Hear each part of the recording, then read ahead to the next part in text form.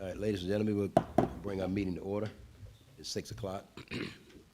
Welcome to the May the 12th, 2025 City Council Work Session Agenda. Ms. James, would you go ahead and call the roll? The Honorable Mayor Pro Tem Alex Heath. Present. The Honorable Linda J. Davis. Present. The Honorable Samantha Hudson. The Honorable Hattie Portis Jones. Present. The Honorable Ulysses J. Smallwood. Present. The Honorable James Whitmore. Present. Okay, thank you. Go to our first item. First item is the fiscal year 2024 Comprehensive Annual Financial Report.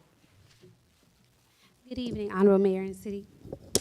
Good evening. Good evening.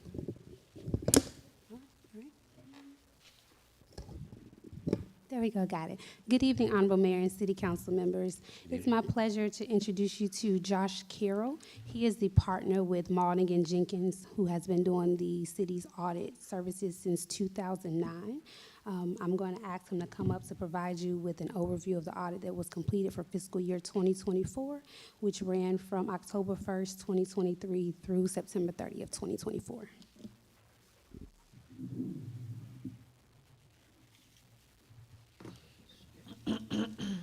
Thank you, Ms. Chris, for the introduction, and Mayor and Council, thank you for having me. And as she said, I'm Josh. I'm a partner with Maulding and Jenkins, and I'm here to kind of go over the results of the September 30th, 2024 audit. This slide, Maulding and Jenkins, we've been around over 100 years now. We spend a lot of time and energy investing in state and local governments. We have a prior partner who's the chairman of GASB now. I spend my entire year doing counties and cities and development authorities and state agencies. I don't do any tax work at all, and everyone that works on the city's audit is in the same boat. We have about, it's almost 50% of our firm is dedicated to doing governmental auditing. So we bring a lot of expertise to your audit. This slide, the statements are the responsibility of the city's management. Our objective as your external auditors is to express an opinion. We followed all the generally accepted auditing standards, government auditing standards, and we did issue an unmodified or a clean opinion, which is what you would hope to receive. So as far as we're concerned, the statements as of September 30th, 2024 are materially correct. We also issue a report on compliance and control. We come in and we visit all departments, not just finance. We look at kind of all your operating cycles, how you onboard an employee, how you terminate an employee, how you receipt cash, and how you disperse cash. And we issue a report there on controls, and you have a clean opinion there as well. We had a single audit this year, and we looked at the continued spending of the ARPA money. We do have one finding for that. I'll kind of touch on that in a later slide. This slide, if I was on council, I'd want to know, do we have any significant accounting policies that might be unusual or aggressive that may, kind of sway your financial statements one way or the other? And you don't. They're very standard to a local government of your size. Many of your neighbors have very similar accounting policies, and your only estimates are really what your actuary uses for your net pension liability. You're in the GMA plan. Everyone in that plan has the same assumptions. It's the same actuary, and we look and evaluate those, and we feel pretty good about them. And the only other ones are useful life for your capital assets, which is how long do we think this building is going to last, and how long is a police vehicle going to last, and those are pretty standard, what we see everywhere, and nothing really unusual or aggressive there. We have a good relationship with management. We come in, we ask for a lot of information. Nothing seems hidden or covered up for us. We get everything we need, not only from finance and the city manager's office, any department we visit, we get everything we need. So we appreciate the city partnering with us to get the audit done. It definitely takes more than just the auditors. It's a big project for the city as well. So we appreciate the city dedicating their time and resources to help us collectively get the audit done. We didn't have any audit adjustments, meaning we get our trial balance from finance, we do our thing, and we didn't adjust any general ledger accounts, cash, anything. So it's a clean audit. That's good to see. It's certainly not the norm with local government. We are independent as well. We don't close the books and then turn around and audit our work. We don't do any bookkeeping services. We don't post journal entries, so we just do the audit of the numbers. The next few slides are financial trends. This is, I can't really see that, 8 or 9 years there. The blue is the general fund. Council is, this is a budget thing here. The council took lots of measures over the last 10, 12 years to bring our general fund balance up. COVID was good to most local governments. Some of that is probably inflated, and we're probably going to see that tick down as we spent about, I think, around $6 million in COVID money, whether that was on operating cost or some capital projects that we spent it on. So it's just kind of free money that we probably won't ever see again. So that will, I think, trend down a little bit. It trended down this year. A lot of that is just inflation. Our payroll costs are up. We've leased, financed vehicles, so there's some principal and interest cost in that blue bucket that's ticked down in 2024.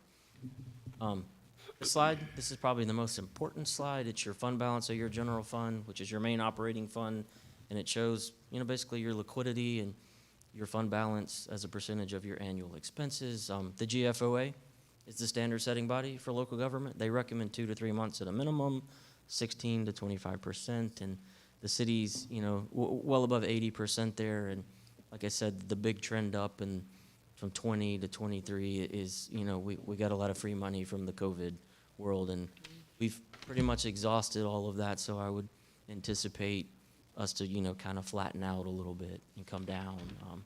And again, the tick down this year was the principal and interest, and just our overall costs are up. And so is everyone else in the local community here. These are your enterprise funds. This is pretty normal. Electric funds generally perform well. Every electric fund I have in every city, does better than water or sanitation or stormwater. That's normal. And the outside of electric and water, the other funds generally just break even. So yours are actually doing a little bit better. This slide kind of shows our revenues and expenses of those utility funds. They kind of flipped.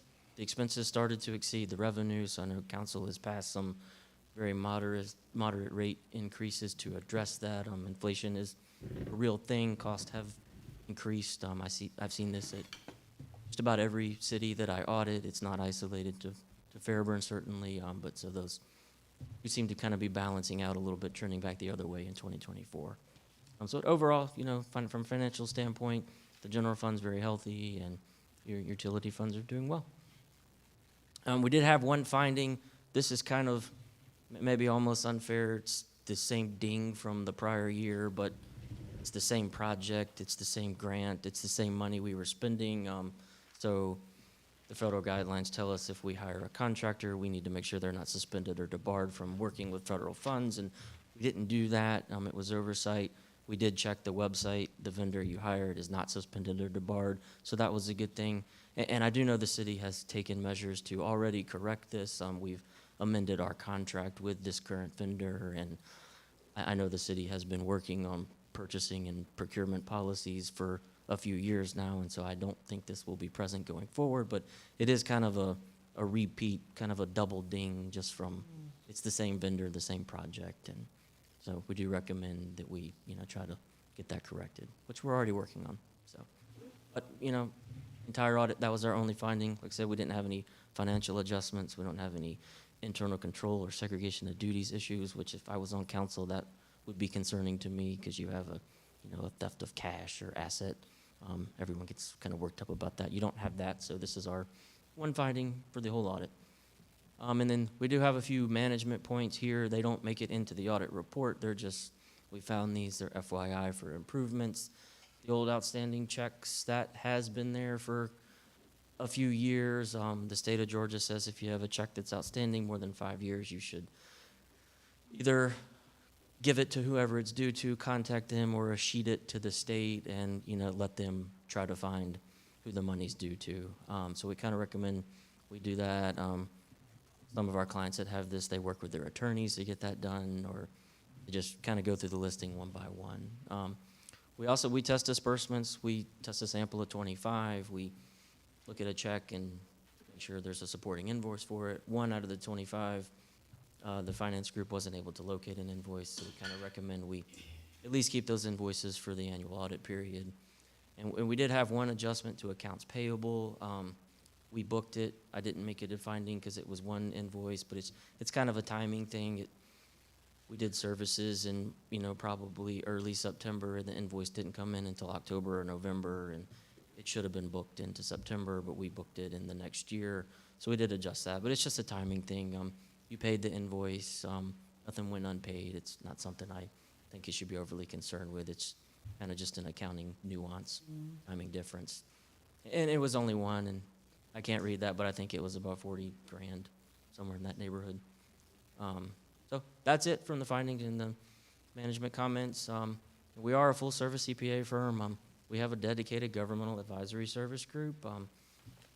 We've had it 4 or 5 years now. I know I've mentioned it before, but we just kind of continue to highlight it. They do a lot of niche projects for local government, kind of in those 4 buckets. The most prominent one we do for local governments are operational assessments. They come in and look at how are we operating and how are we processing transaction and ultimately delivering services to our citizens. I always tell everyone the lady at the front desk might put the yellow piece of paper in the green envelope and nobody knows why she does it. It's just because somebody's been doing that for 40 years. And maybe that's a good thing, maybe it's not. Maybe one department has too many employees, maybe one department doesn't have enough. They do a lot of projects for that. They're citywide or department, one department citywide. So if that's something the council's interested in, we'd love to, set up a meeting to introduce you to the partner that heads that up. He's not a CPA. He just does these specific operational projects for local governments and only local governments. That's it. GASB's always busy for the reason your statements have as many pages in them as they do. They keep issuing new standards. We got a break the last year or two and no major ones.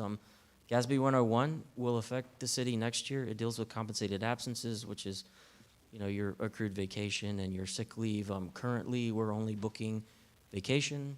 The city's policy, GASB 101 is going to kind of force us to look at other leaves, things like jury duty. Jury duty is not going to be a material number, but sick leave might be.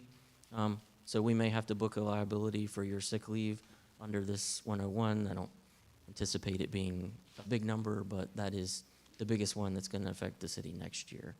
And we do continue to provide free CPE to all of our clients.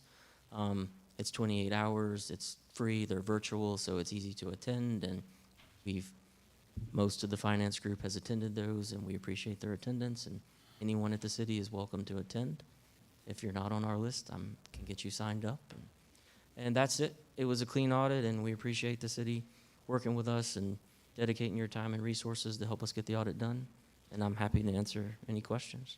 Members of council, you've heard the audit report and its findings.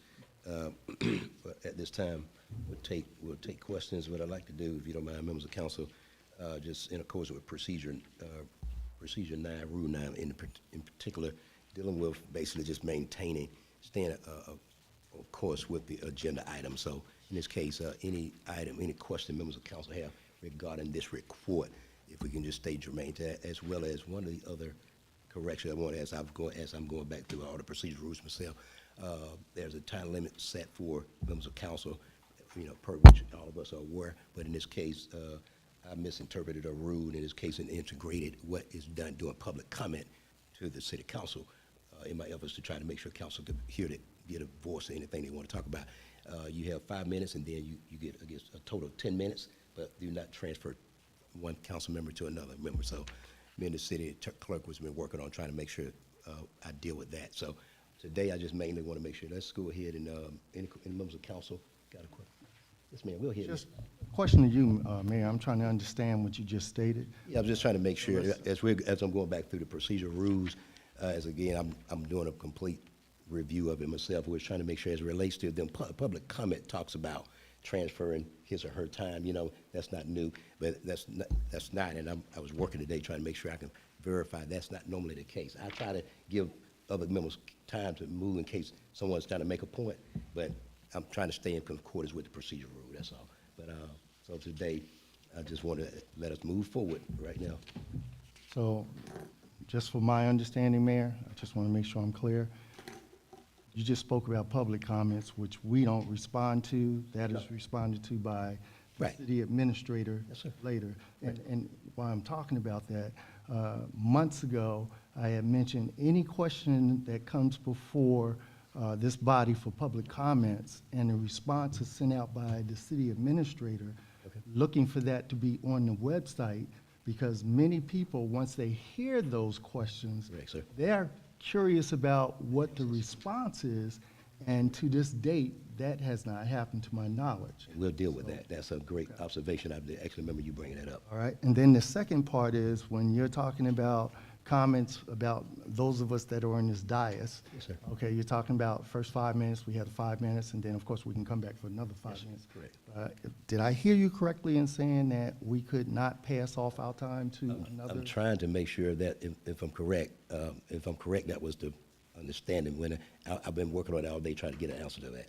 You asked me to look at, and there's nothing in there that says that you give your time to another council person. It only states that in the public, that the public can give their 3 minutes to somebody.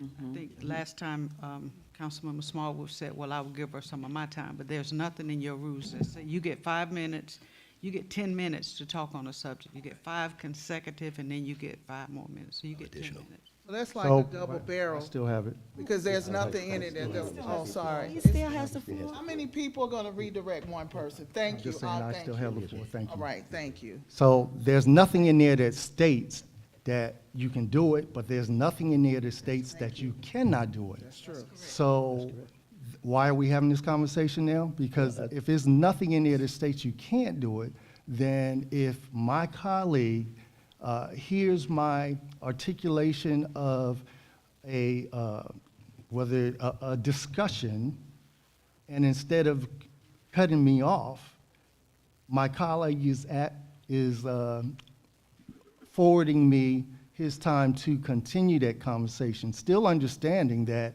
I still have another 5 minutes. Yes, sir. Okay, but I think and I can't speak for my colleague, but in my interpretation of what was being done at the last council meeting, he was just trying to afford his colleague an opportunity to continue the debate and the conversation. And So if there's nothing in there that states that we can't do it, then this is a mute conversation. That's the way I see it. Exactly. What I'd like to do, Mr. Whitmore, because coincidentally, we're going to be discussing procedural rules at the retreat, coincidentally. And so, if you don't mind, let's bring that subject while we're talking about procedurally. Let's bring it up. That's a great point. That was my point then. It's a mute point right now. 'Cause Okay. there's nothing in the policy. Thank you, sir. Thank you.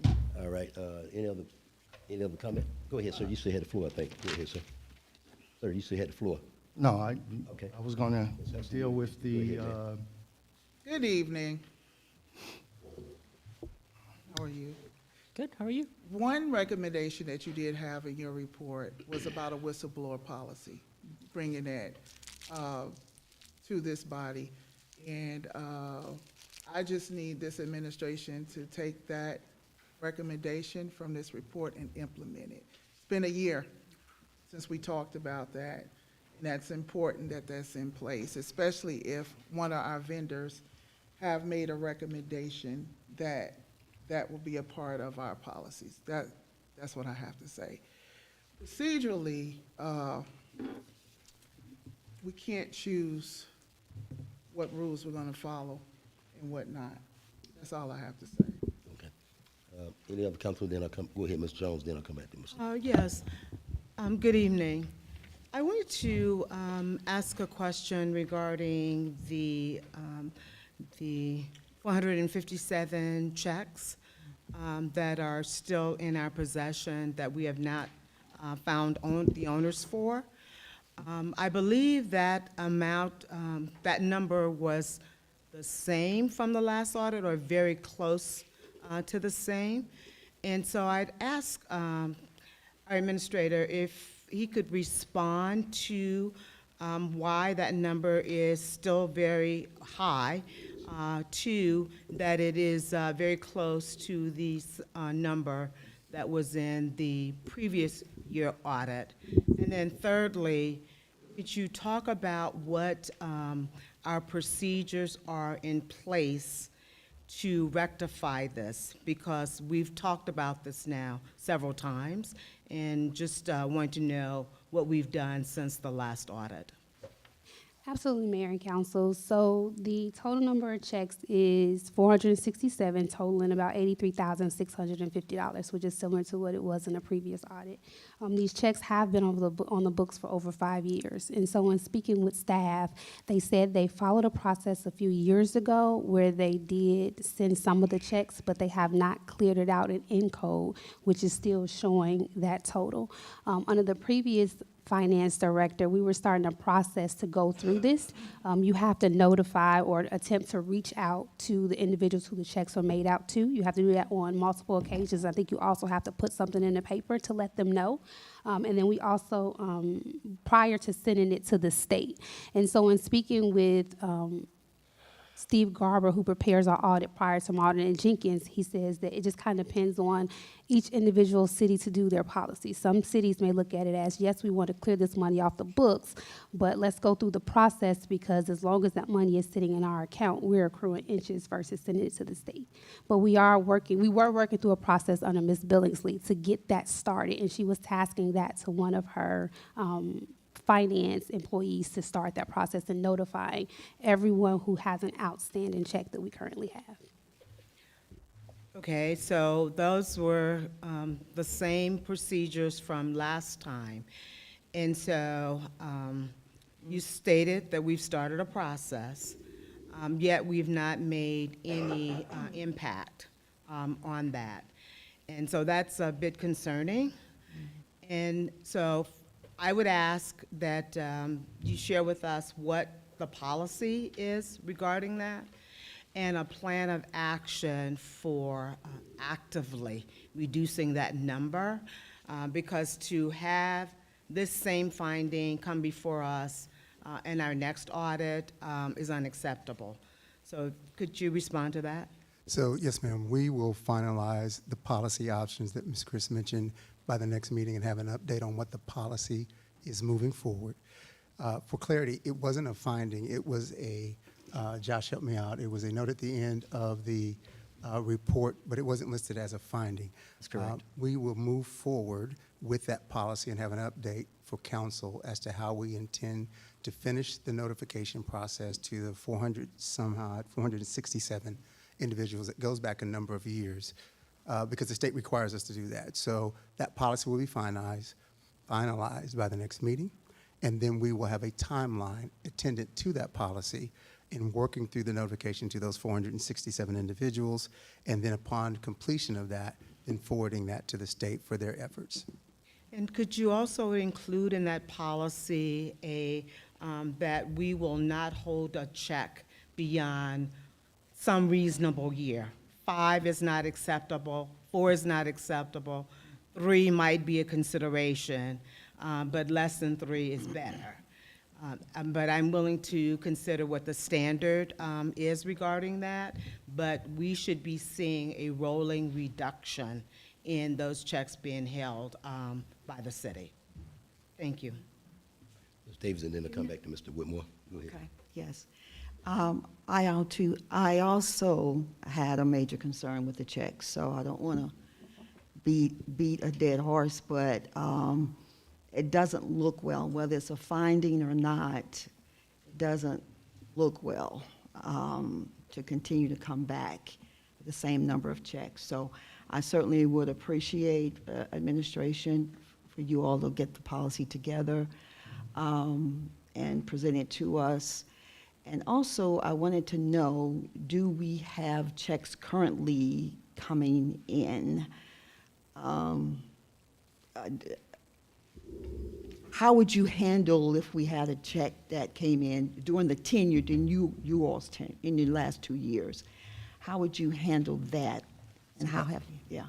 So that's what the policy provided at the next meeting will detail how we handle those checks, not only for the ones that currently are in the possession of the city, but any that should come in the future. I will tell you that the vast majority of those 467 date back several years ago.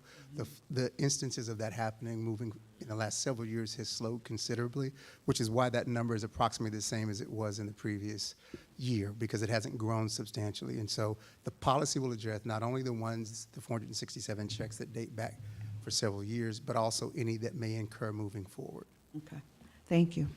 Mr. Whitmore, then. Thank you, Mayor. A couple of things. This is not new.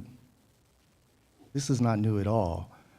This happened with the mayor's previous administration, with the city administrator, and at that time, he actually stated, I'm not sending it to the state. All right, so if these are the same checks, and if we did our due diligence by trying to locate them, putting it in the newspaper, and that has failed, it should have been turned over. We shouldn't be holding them for 5 years. So this is not new at all, and I don't want anyone to leave this meeting thinking that it's new or it's just coming up under this administration.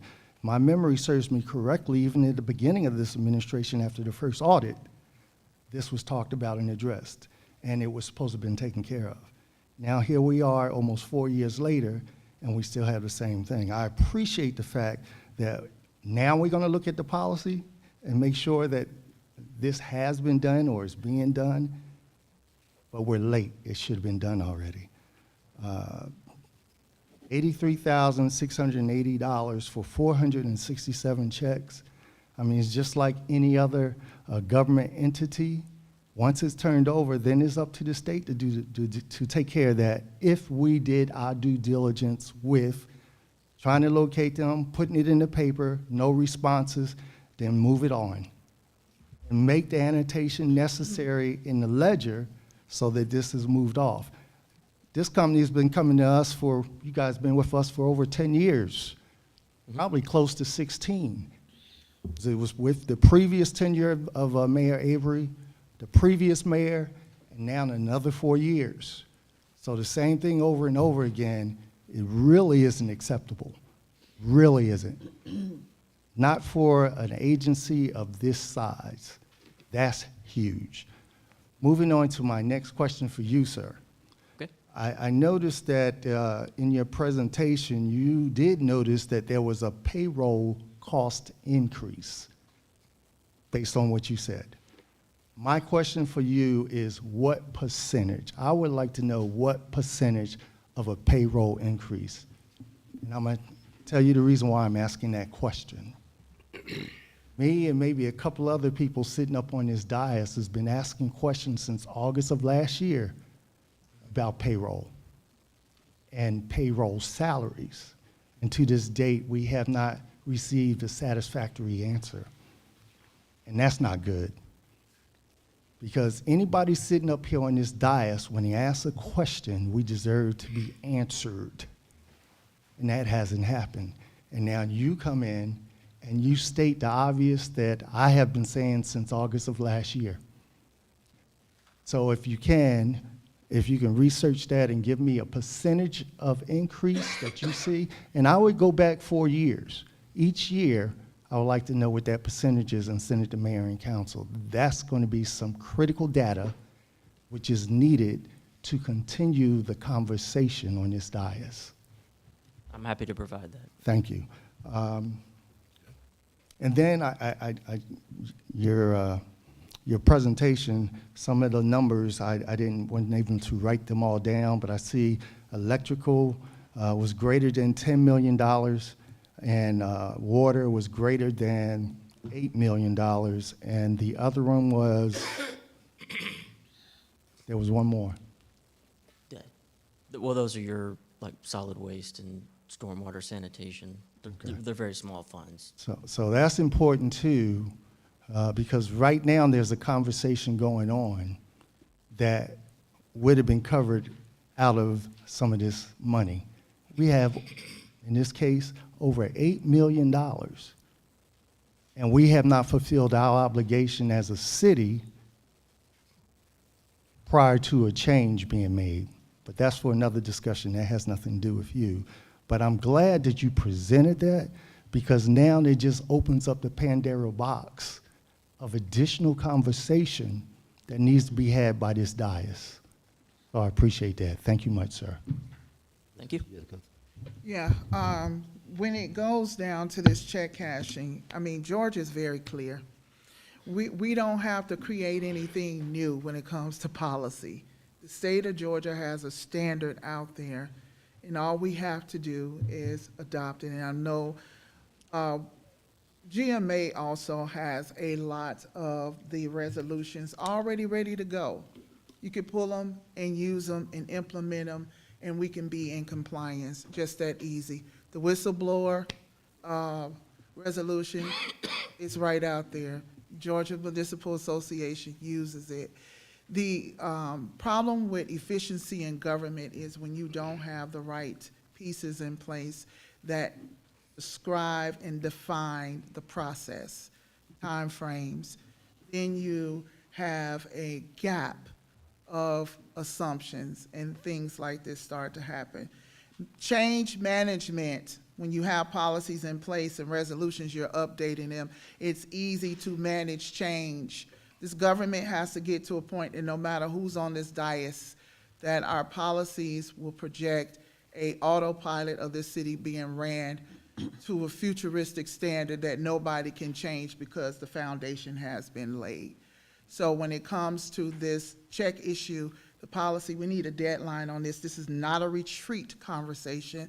This is a right now conversation that needs to come back to this council by the next council meeting, done and ready to be presented. The whistleblower as well, done and ready to be voted on with this dais, because now we're a year past the gate. And to uphold a concern that my colleague raised, that we as a governing body have to be objective when we hear the things that are black and white, move on them.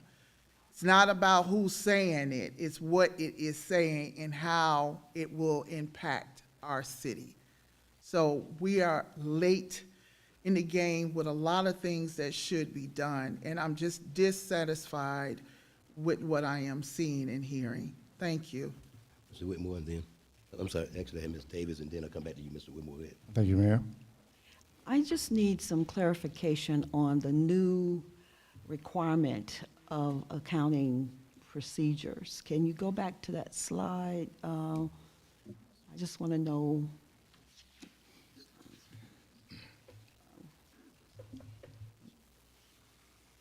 I believe you're talking about this slide. Yes, where you have to do additional accounting for sick leave and. Yes, ma'am. Yeah, why is that? It's because Gatsby said so.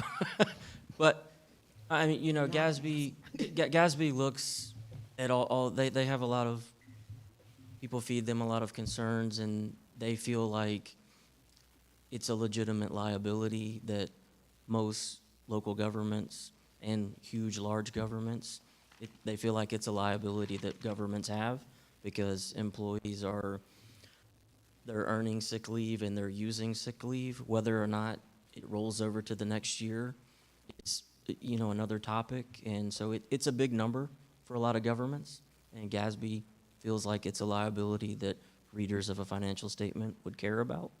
And so they've passed this standard, you know, requiring us to dive into that and look at, and, you know, for Fairburn, it may be a very small number. We may not book it, but we're going to have to look at 4 or 5 year trends of how many sick leave hours are earned and how many sick leave hours are used during a year, and what does that project out based on, you know, an hourly payroll rate. Is there a fraud kind of thing going on that they want this to be part of it, or? No, it's not a fraud thing. I mean, there's not a lot, I don't think it has anything to do with fraud. I don't think they think there's fraud in sick leave or compensated absences. It's very similar to the leave standard that we've implemented 2-3 years ago. Mm-hmm. You know, a lot of governments were just expensing leases monthly, and Gatsby kind of decided that those were significant, you know, not for Fairburn, but they pass standards for all local governments. And that's one of the arguments people don't like Gatsby, is because things that impact, you know, New York City are not really relevant to small local government, but you have to implement them. So it's kind of similar to the lease standard. They made us throw those up on the balance sheet as a liability instead of just expensing them as we go. And we're expensing the compensated absence as we go because the employees are using that time, and Gatsby feels like that needs to be reflected in our financial statements. Okay. If it's a material number. Okay. Thank you. Mr. Whitmore, then, we're gonna, after you, we're gonna actually go to the next item, because I wanna make sure that the next presentation has at least 20 minutes to present. Go ahead, sir. Thank you, Mayor. Just want to thank my colleague about that whistleblower policy. I think I stated a couple of meetings ago that there is a Georgia state whistleblower policy. I understand we don't have one, but our employees can utilize the Georgia whistleblower policy. On top of that, it's been probably approximately a year that I did ask about a whistleblower policy for the city of Fairburn, and maybe 3 weeks ago, had a conversation with the city administrator about it, and I asked the question, so now let me ask it publicly. Sir, do you still have the proposed whistleblower policy, and has it been sent over to legal for review? The whistleblower policy is a policy that lays out the process for whistleblowing. The policy formation, as I discussed with you a couple of weeks ago, goes into how we operationalize that policy. Councilwoman Hudson correctly mentioned that there are multiple whistleblower policies from various cities. There's one for the state, there's one from other cities in areas.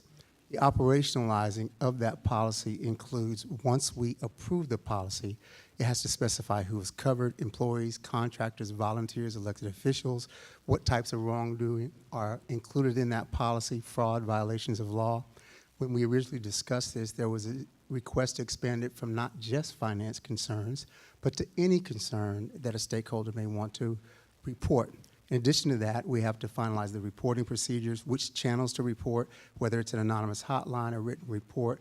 Does it go through supervisors to the ethics office? Detail how those reports will be submitted. You have to have a policy also attendant to that that protects those who are reporting against retaliation to make sure that that does not become a concern.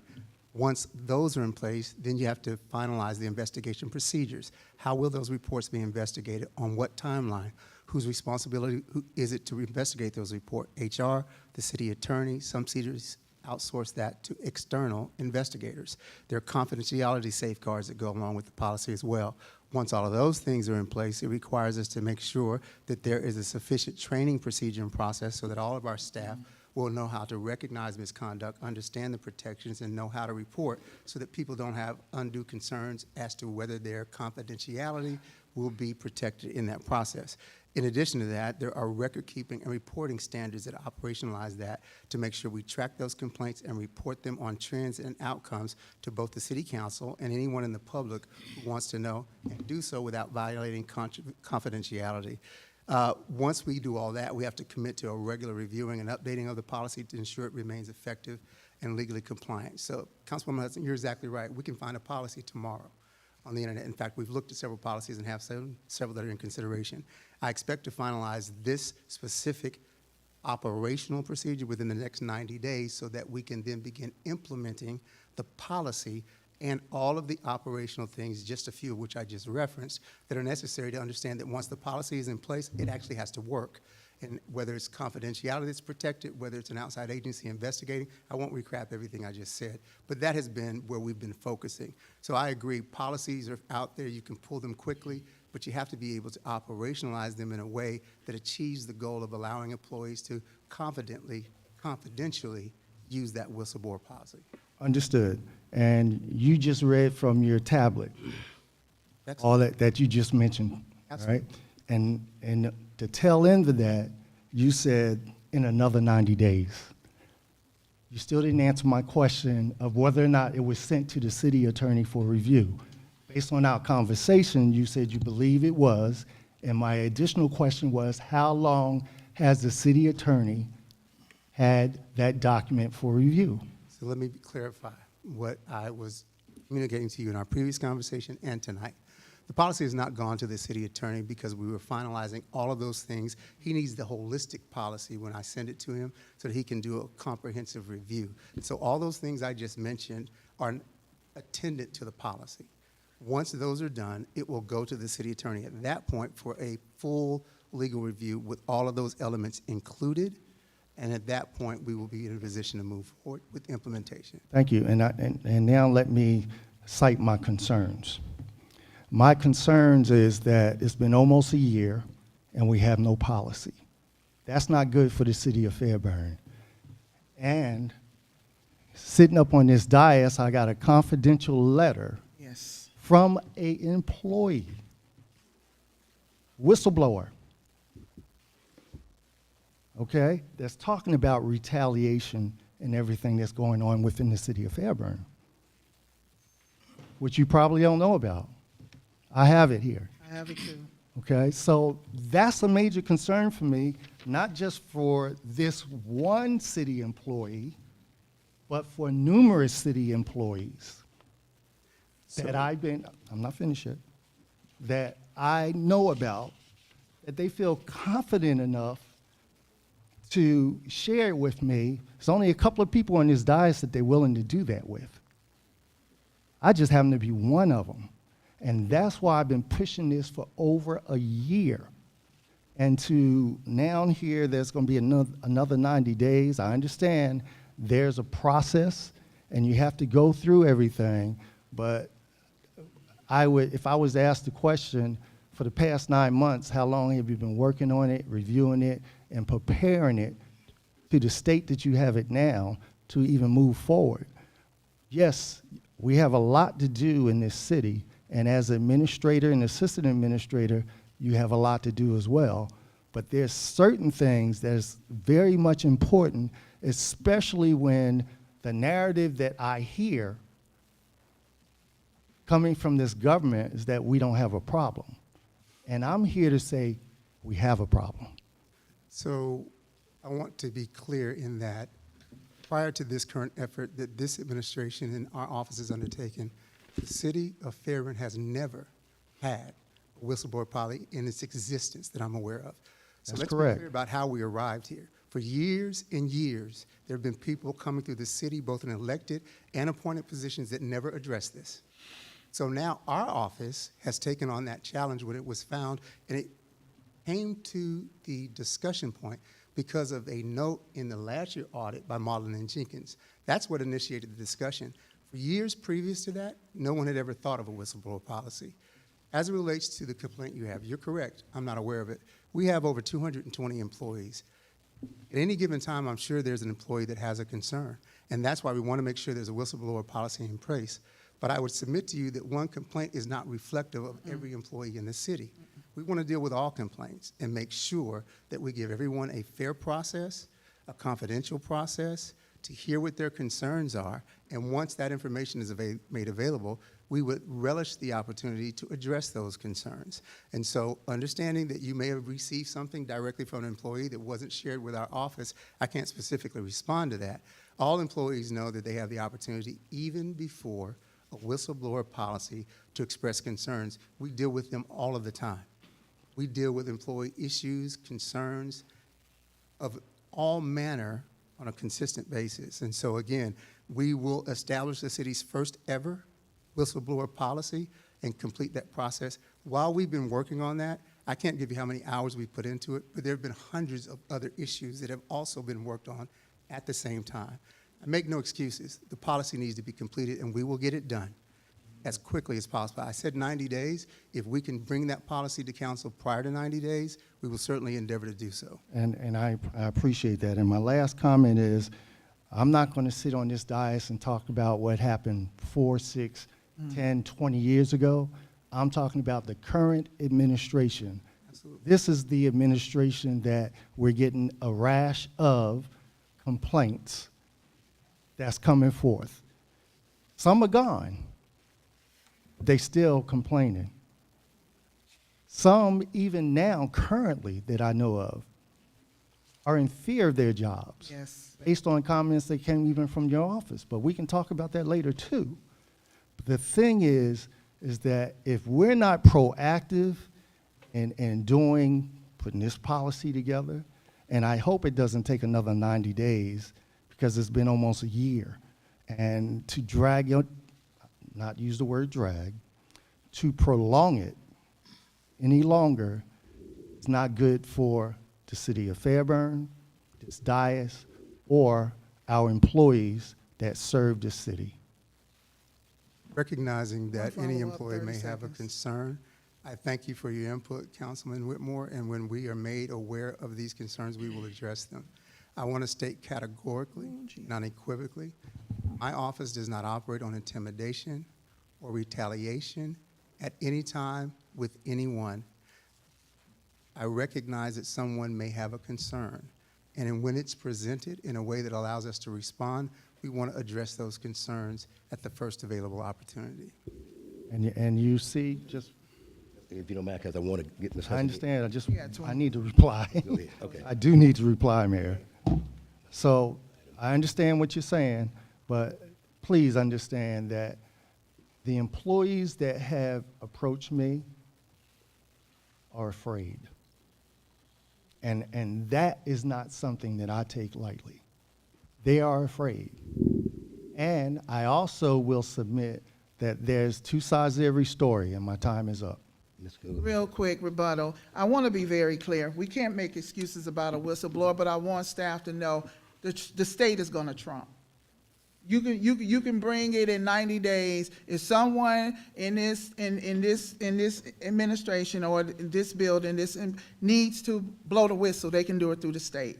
So put that information out there at a preliminary for good faith to let the employees know. Mr. Phillips, this is not just one employee, it's massive. So we need to go into an executive session at the end so we can address this. And in the air of caution, we have to make sure that those that are being mentioned in this letter are not present in that session. Thank you, thank you. Okay. So I just wanted to make sure that I am clear in that we do not intimidate, and I can't speak to information I haven't seen or know. There's not a culture of fear in the city. Councilwoman Hudson, with all due respect, this massive amount Yes. of employees that you are referencing, Yes. we know nothing about that. We work with employees every day, have been for nearly 3.5 years. We have a lot of positive working relationships throughout the city. With all due respect to the information you have, that does not necessarily reflect every employee in the city. This is not the setting for it. We'll have an executive session to discuss it further. Mayor had another item. Yeah, we need to get to the next item. Go Next ahead. item is the Small Business Development Grant. Thank you. Thanks for having me.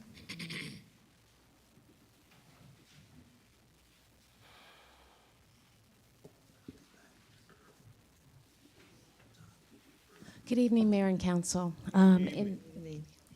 We are happy, as we kick off Economic Development Week, to present this evening the final report for the Small Business Development Grant.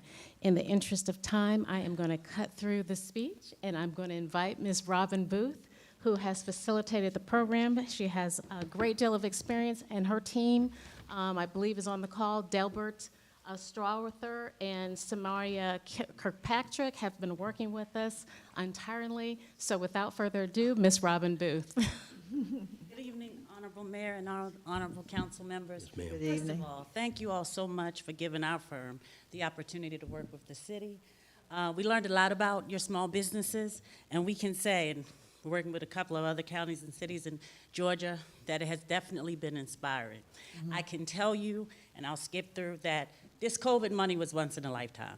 We're not going to, prayerfully, I won't see it in my lifetime, but we're not going to see this again. And across the country, there was an emphasis on getting the monies to small business programs. So what the city did was consistent with what we saw from east to west, what we saw from the Treasury. So your initiative to try to figure out how we can help these small businesses weather this storm that we're still weathering. Let me say that. That storm's not over. It doesn't take 2 to 3 years to recover from being sheltered in home. So the program itself was well received by your community. It did, in fact, attempt to ease some of the economic impact and economic challenges they faced as they were attempting to recover the dollars. And unfortunately, a lot of people took advantage of these types of programs, a lot of fraud, a lot of waste and abuse. I read an article when I came here today. Somebody in Georgia just got arrested for $10 million of PPP monies, and EIDL monies that they wasted. So one of the things that Sylvia can tell you, I'm a CPA, but I'm a certified fraud examiner and a certified internal auditor, and we were able to find $145,000 of potential fraud just in your program. Just in your program, and we were serious about that, and I will tell you, Sylvia made it very clear that there was a no excuse management, and in the communications that went to these people, let them know this is a criminal offense. If you can go to jail for this. So we weren't able to, they used emails, false websites, so you never get to it. You call them, and it's like a robocall, and this was in the city of Fairburn's small business program, in your program. That just goes to show you how technology is the gift and the curse. So you're declining your small businesses. I mean, you all, like everyone else, it was, the long-term economic consequences. I will say that there was an effort to rebuild our small businesses, and I think you all, your community was able to really benefit from that, because it's not just the dollars of the grant, it's what allowed them to stay in business. So I know we want to have these economic numbers now. For a lot of them, they just finished using the grant December 31st, 2024. So as we are trying to we do follow-up surveys, hey, did you hire more people? Did you get a revenue? It's too early. But what I can and will share with you, and I'm going through this presentation as I'm talking because I want to be cognizant of your time and if you have questions for us.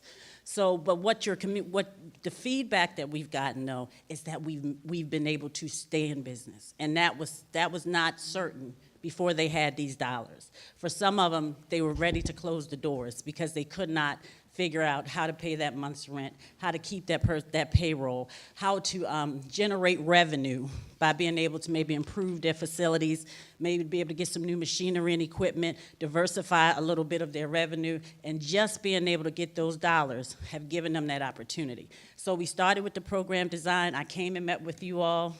That was a while ago. We did informational sessions, a lot of technical assistance. One of the things, a byproduct, because we are a CPA firm as well, we kind of helped them understand their financials. We did a little bit of hand-holding because as they're trying to put these budgets together, because we made them account for every dollar they spent. They had to submit not just the invoice, they had to submit proof of payment because it wasn't good enough just to have an invoice. No, we got to see that you paid this vendor as well so that the city of Fairburn had no exposure with vendors saying, oh, this small business didn't pay us, and they got the grant funds. So we don't have those issues because monies weren't reimbursed until they were able to prove that. And if they did not have it, then we worked with them.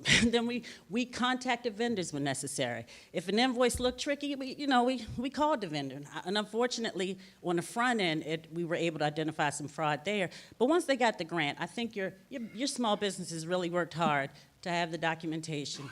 They understood the rules. They appreciated the technical assistance. And so we were able to really work hand in hand with them. Your eligibility requirements, there were some businesses, I would say, that wish that the program could have been open to, maybe I don't have employees yet. I'm brand new. This one you had to have at least one employee. So there were some concerns. But overall, from a participation, which we're going to get to, we had no problem with participation. And the applications, especially the second round, came in at a much higher level. So you had a capital improvement program, so $25,000 or more for capital improvements, and that was things like buying new machinery and equipment, updating, renovating. So you also had a relocation assistance for those that had to find somewhere else to put their brick and mortar businesses. You had a small business incubator. This is for startups, so you gave them a chance, but they had to have been 1 to 5 employees, and they had to have used that for certain operating expenses. Payroll assistance, that program was to help people keep existing employees on payroll. And then you have rent assistance for those that got behind in their rent and they needed monies to assist them. So we processed in round 1 74 applications. Of that, we only had 11 awardees because we had 29 fraudulent applications. That was the $145,000, 29. So almost 50% of the first round of applications were fraud. So had we not done the due diligence to make sure potentially those other businesses in the second round wouldn't have gotten access to this funding, $145,000. So in round 2, we had no fraudulent applications. I think we made it very clear with the language that went out, with the informational sessions, we made it very clear, we're looking closely. It was almost like, don't try it. We've been here, we know, so we're aware and alert, so we didn't have that issue the second round. But can you imagine going through 29 applications, your fake phone numbers, fake emails, and you're trying to make sure you're doing your due diligence, because you don't want to penalize somebody unfairly. It'll be the one that you missed, that you falsely accused of being fraud, that would be the most problematic. And you don't want to do that. So we had to do our due diligence there. The second round, we had 43 applications, 26 were approved. You can see a much higher approval rate. And from that, this is kind of a diagram. Most of the monies went into capital improvement. And these were a lot of, the industry's most hit restaurants. What was most hit? Restaurants, retail. So these dollars were brick and mortar retail. Then the small business incubator, the next hardest was payroll assistance. I think that's that's to be expected. And then, of course, your relocation assistance program. So the bulk of your money went into keeping businesses open, keeping people employed. You got to look at it that way. You kept people employed, and then you allowed them to relocate when necessary. So then the next few slides are just a list of all of the awardees, the grant awardees. You'll see some asterisks by a couple. Ireland Enterprise, they were awarded but not funded because they were not able to find another location. They couldn't negotiate with their landlord, and even we weren't releasing funds until we had signed lease agreements. And so at that point, they weren't able to actually get funded. We also had Southside Premium Cigars, another situation. They could not work out with their landlord after exhaustive efforts from meeting with they could not negotiate terms, so of course we couldn't release the funding. And then I think the final one is on slide 3, Life Within Candles. They went from a retail to a pop-up because of the cost for the retail. So initially they were at a location, the landlord and the rent. One of the things we did too is if you weren't gonna make it the next month, we didn't want to, you gotta balance giving you the monies to catch up if there's no way for you to pay the next month. Because then we're kind of delaying the inevitable. So that's where the one-on-one technical assistance, understanding business, let's talk about it. They went to a pop-up, but they are up and operating. So the success stories, I think Judy's, you all might have seen the grand opening. I see Sylvia in that picture. Judy's was one of the recipients, and they were very, they talked about how important this money was in allowing them to open their location. That's a newer business. But then you have Crest Jewelers with Handsome Hair Barber also. They were also able to relocate and to get new equipment for their business. And then you had Crest Jewelers, who's one of your staples. They've been around for 40 years. So the monies didn't just go, nobody, if you met the criteria, you were given the chance to participate in the grant. And I think the fact that you have one of your 40-year-old businesses that participated in a program and have had great results and are appreciative, we just want to make sure that they're recognized. So some feedback, the recipients appreciated the technical assistance. It is a need for some skill development with small businesses, but that's normal. You know, a lot of times they don't know what they don't know. I remember when I started this business 26 years ago, I didn't know what I didn't know, and some things just over time. But there is a need for some technical assistance. And if there's ever another small business program, they want community feedback. They want to be able to be even more instrumental and involved in the process. And of course, they want future funding. So all of them said, can we get more? But that's to be expected, and you know, that's always a consideration. One of the things that we do recommend, and this is what we're seeing across the country, if you can fund, I don't know if $350,000 is reasonable. I know we ran a program from Maryland for about $2.1 million. It was over 3 years. It was a small business grant programs, strategic assistance consulting fund. We ran it for 3 years. We're running about 6 small business programs right now for other cities and counties, not with ARPA funding. They started with ARPA funding, and it's funded at a lower level. I will say, I'll be honest with you, I'm not gonna act like they funded at the same level, but they saw the need to consider the funding. And you might wanna think about the non-brick and mortar. You wanna be a little inventive. You don't wanna be limited to, if you don't have, you know, what the online types of businesses. You know, AI, you don't wanna be limited to who you wanna help because they're not necessarily brick and mortar. As long as they're registered to do business in the city of Fairburn, which this process did, we got about, what'd you say, about 30 businesses? They had to register. So now that, where before they may have been operating, they had to register with the city. So that process also did this. And then a resource hub. You know, on your website, and a lot of just resources, you know, from upcoming grant funding opportunities, even if they're not here, to local and regional business support, and potentially some training and technical assistance, just a local resource. So it's too early for ARPA to really know how those dollars help small businesses. However, there was a survey Indiana University did in 2021, right in the middle of COVID, and basically they took 130 businesses, and on average, over 1,000% suggest that even modest grants help those small businesses to new heights. So they increase revenue, increase employment, those kinds of things within the economy. Now, Cobb County and City of Clarkston, you know, in the general vicinity, and actually Henry County is one of our clients in the general vicinity, they all have existing small business programs. They call them different things. One of them is the entrepreneur program, small business facade, which was your capital improvement. They have those programs in Henry County. We're just doing the whole technical assistance. We're running a technical assistance grant program for them. But they have seen the need to continue to cultivate. And unfortunately, in today where some resources to small businesses are being challenged greatly, it'll be even more, it's almost like you're gonna have to come back to your communities because that resources that you might have thought were available in other areas are no longer. So it's going to be very community driven, and so you all become a big part of that. So I know I went through that quick because I know y'all have a 7 o'clock session. But feel free for any questions. And unfortunately, members of council, we're now already beyond 7 o'clock, so, and I thank you for that great presentation. Yeah. And I'm sorry, I wish we should have had, I was watching my clock. I'm sorry, I had some questions, but, Great. thank you so much for. Thank you great- all. great- Are you around thank you. for any time? Yeah, I can be around, it's not a problem. All right, Yeah. thank you. Thank you. Right. Just a quick, the final report will go in the next agenda, so maybe if there's time for questions, and also just a quick thank you for legal department administration. A lot of this was contractual based, and they had to do the hard lift on the front end, so we just appreciate their efforts. Thank you. Great job. Members of the public, for those that come in, if you will, at the time, please take time to turn your cell phones to the silent position so we can. Man, I didn't use the restroom. Goodness gracious. 5-minute recess. So we'll go, yeah.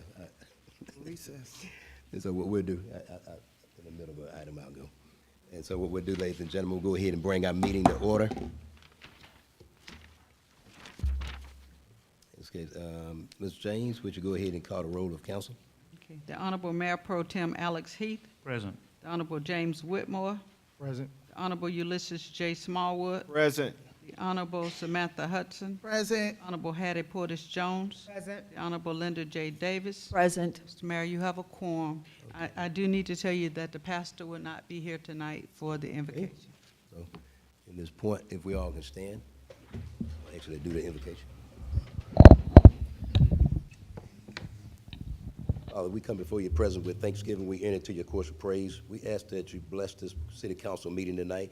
Ask that the information that's conveyed, dear Father, be done in decent order. Most of all, dear Father, effectively and efficiently. We pray over the city of Fairburn, its residents, its business owners, and pray that we'll make a mark in this city that'll never be erased in your name. Amen. Amen.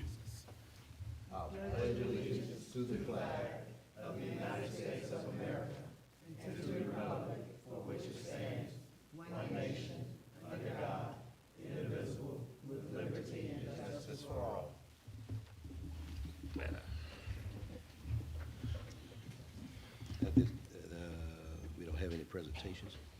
Members of council, you have before your city council agenda. Can I entertain a motion to adopt the city council agenda? Motion is made by Mr. Second. Who made the Second. motion? We I have couldn't hear a correction. I couldn't hear who made the motion. Okay, hold on. So moved. Hold for a minute. Hold on. You want to make a correction? for the- Yeah, we received an email about a slide presentation that's attached making sure that that's being removed. We know that we talked about it during the council meeting last, the LCI connectivity. One of the page 63 should be removed from it. We talk about in the minutes, right? In the minutes, ma'am, yes. I'm not down to that point. Okay, all right. Made the second. Mr. Heath and then Ms. Davis. Davis. Made Yes. the motion. All in favor, say aye. Aye. All opposed? That motion carries. Next, we'll go to our public comment. So Mayor, was a correction made on that to remove page 63 Yeah, out of the minutes? Ma'am, we're gonna, No, we'll get to it, we'll get to it. Not the agenda. Oh, ooh, I'm so, oh, Jesus, all right, I'm sorry. And so now, at this point, we're gonna go to the public comment portion of it, then we'll come to that. 30 minutes shall be available for public comment. Each speaker shall be limited to 3 minutes. However, a speaker may transfer his or her 3 minutes to another speaker. No speaker shall speak for more than 6 minutes. How many speakers do we have, Ms. James? We have 4, but I do believe Ms. Booth, you just signed up. I think she just Okay, signed so up we to got speak, less so it than would be 10. 3. Ernie Brooks, Sheree Freeman, and Alicia Knox. Okay, so we're down, okay, we're on the 10. So issues raised at this time are generally referred to the city administrator for review. Responses will be provided at a later date. Go ahead and call our first speaker. Ernie Brooks. You know, I used to be a go along to get along kind of guy, but one thing I never was a fake it till you make it kind of guy. I was sort of in the camp of keep it real, be real, you know, straight up, no chaser. And so as a boomer, you know, I remember a time when a person's word and a handshake was good as gold. You could take it to the bank, so to speak. But now, the times we're living in, you got to look for the hook. Everything's a racket, a scam, a scheme. I did send you guys an email. I hope you got my email. And I am the person referencing the 10 townhouses, 3 stories, on my property. And if you look at the program that you voted on last meeting, the advisory group that met with the taxpayers, with the participants, the advisory group met with the consultants. So we had 2 consultants that came and told you that we can work with you on the Milo Fisher project. And they did. They worked with you because what is in this presentation is what was you voted down on Milo Fisher. It's moved 1 block over, and they got 10 townhouses on my property. So that's why I'd like to see that redacted, deleted, so that it's not on the official record. So just to bring up, too, something that I ran into Ms. Brookins, if you recall last meeting, I shared with you, I ran into her and offered to buy her lunch, but that would be influence peddling. Well, at the last meeting at Landmark Christian in the cafeteria, food was served. And so I'm just wondering, did the contractors pay for the food? Did Landmark Christian prepare the food? Or did the city pay for the food? And you know, we got employees can't even buy their lunch. So I'm just wondering, would that not also be influence peddling? So it's rigged. It's a scam just like everything is now. So please, straighten this out in your minutes before you approve the meeting. Redact slide 63 so we get these townhouses off of me. Thank you. Next speaker. Sheree Freeman.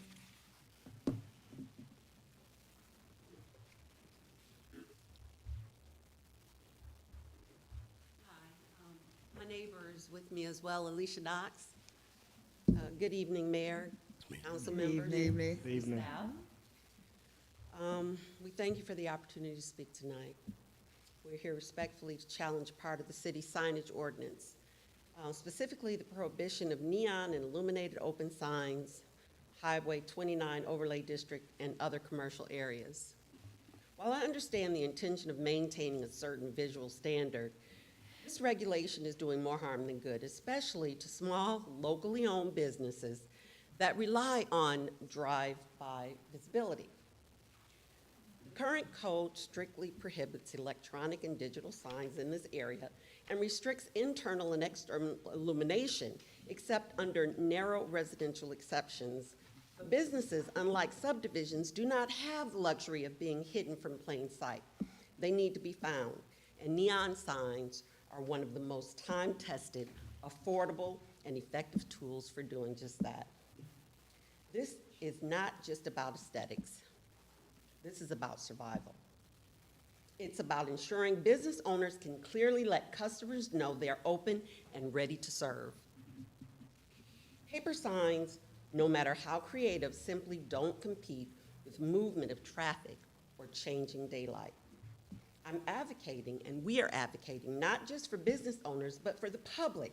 People need visual confirmation that a business is open and operating, whether they're new to town or just driving through. Denying them the visibility weakens the entire local economy. I once heard someone say, "You can't make nothing with dumb but stupid." And frankly, that's how this ordinance feels: counterproductive, burdensome, and out of step with realities of running a business today. We also don't want government ruling the roost when it comes to how honest businesses connect with their customers. Let's be pro-business, pro-growth, and pro-common sense. Let's revise this ordinance to allow tasteful, appropriately placed, and safely lit open signs that let the community know where help, service, and opportunity reside. Let local businesses shine, literally. And I understand that a lot of businesses feel that Fairburn is not pro-business. They feel harassed and harangued. A lot of them don't want to pass on their businesses to other people or even can't. So please consider this. Good evening, everyone. Mayor, Councilman. Hold on a second so we can give you your 3 minutes, please. Okay. You have it? Are you ready? Okay, Miss Alicia Knox. All righty then. Good evening again. I am Alicia Knox, and I want to speak on this as well. I have been a citizen of Fairburn for 32 years. These businesses, these are my friends. And if it hurts them, it hurts me. When I cannot tell that my friend's business is open, it's a problem. And I feel like we can find some kind of way that we can revise this ordinance that they can have a unified sign that you all agree on, that we can all have a uniform Fairburn that will still look good for our city, but to not let them be able to be visible and then they getting fined, that is not right. That is not love. Because if each one of you had a business, you wouldn't want that to be done to you. So I'm just asking you all to humbly think about, let's revisit this ordinance and let our businesses be able to see that they're open. I actually went to one of my businesses that I went to, I couldn't tell that they were open. So if I couldn't tell they were open, how could anybody else tell they're open? So how are we gonna help Fairburn grow when people can't know that these businesses are open? And also I talk to these business owners. I go to Crest Jewelers. Many of y'all probably go there as well. I go to Fairburn Printing. These people are my friends. I go to Lucky Nails, get my nails done. I go to all these places. And they tell me that this is not a friendly city anymore. So I need for you all, city councilman, mayor, y'all walk and talk to these people. Talk to these business owners. Ask them how they feel. Ask them what can you do to make Fairburn better. I want you, when it's time to vote, we all out. I want y'all out now, talking to them now that we have these signs that says don't have nothing on it. Because if they put it up, code enforcement is gonna get them, and they are afraid because of that. Code enforcers, they are hired. Y'all were voted. So I just want y'all to come and do something for our small business owners downtown Fairburn. Let them know that they are loved by you all, that you understand, and that you're trying to get this revised to make it better. I know that it was voted that way, but maybe when it was written, it wasn't written where the citizens could really understand what was happening. That these people, it's hurting their business. And I just know if it was a business owner, it was me, I would want someone advocating for me that lived in Fairburn. A lot of these people they don't live in Fairburn, so they can't stand here like I'm standing here today to ask you humbly to please think about revisiting this ordinance. And that's what I want to say to you all today. Thank you for listening to me, and I appreciate everyone here today. Thank you so much. Thank you. Next speaker. That's it. Okay. Members of council, you have before you the approval for the city council minutes. Is there a motion to approve the minutes with any comments? So Go moved. ahead. Motion with the edit to remove page 63. At the break, let me bring it to the floor first. A motion, and is there a second? Second. And now, go ahead, Ms. Hudson. Yes, we need to edit 63. It was announced when they did the presentation last week that that slide shouldn't have been in it. So it's just clean it up, remove it out of there, and we can move on. Yeah. Okay, I have a question. Yes. Okay, you're saying in number 4, slide 63, where should be named item C, but not on the index of slide 62. And item C didn't exist? You can come up to the mic, Ms. Hudson.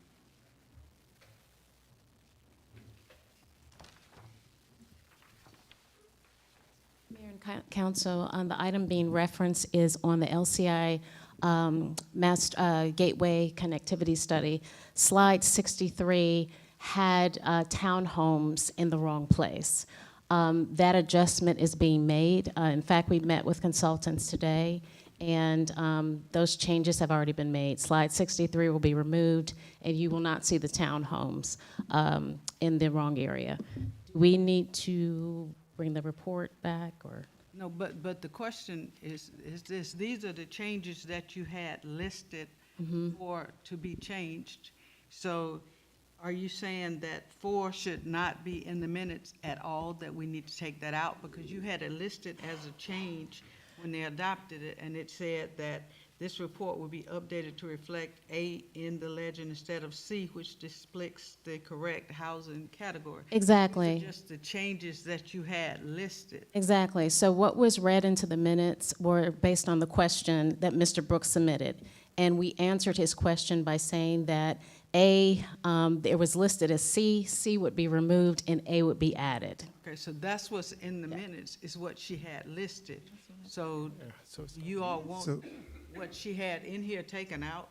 So, in other words, what she done is accurate, is that what you're saying? Yes. Redact the removal of C. You said C is being removed? C has been removed, yes. So And make sure that's reflected in your minutes. No, And- no, that's not what. Hold on one Mayor, second. Mayor, What, if I could. So go ahead. So the townhomes, and thank you, Councilman Whitmore, because you made me aware of this earlier today.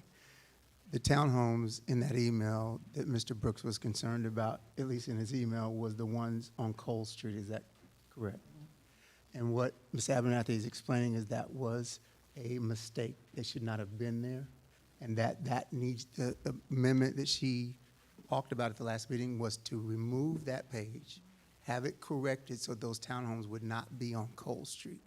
So that was what was discussed at the last meeting. I just wanted to make sure that was clear, that we understood that those townhomes should not be on Cole Street, as Mr. Brooks' email was concerned about.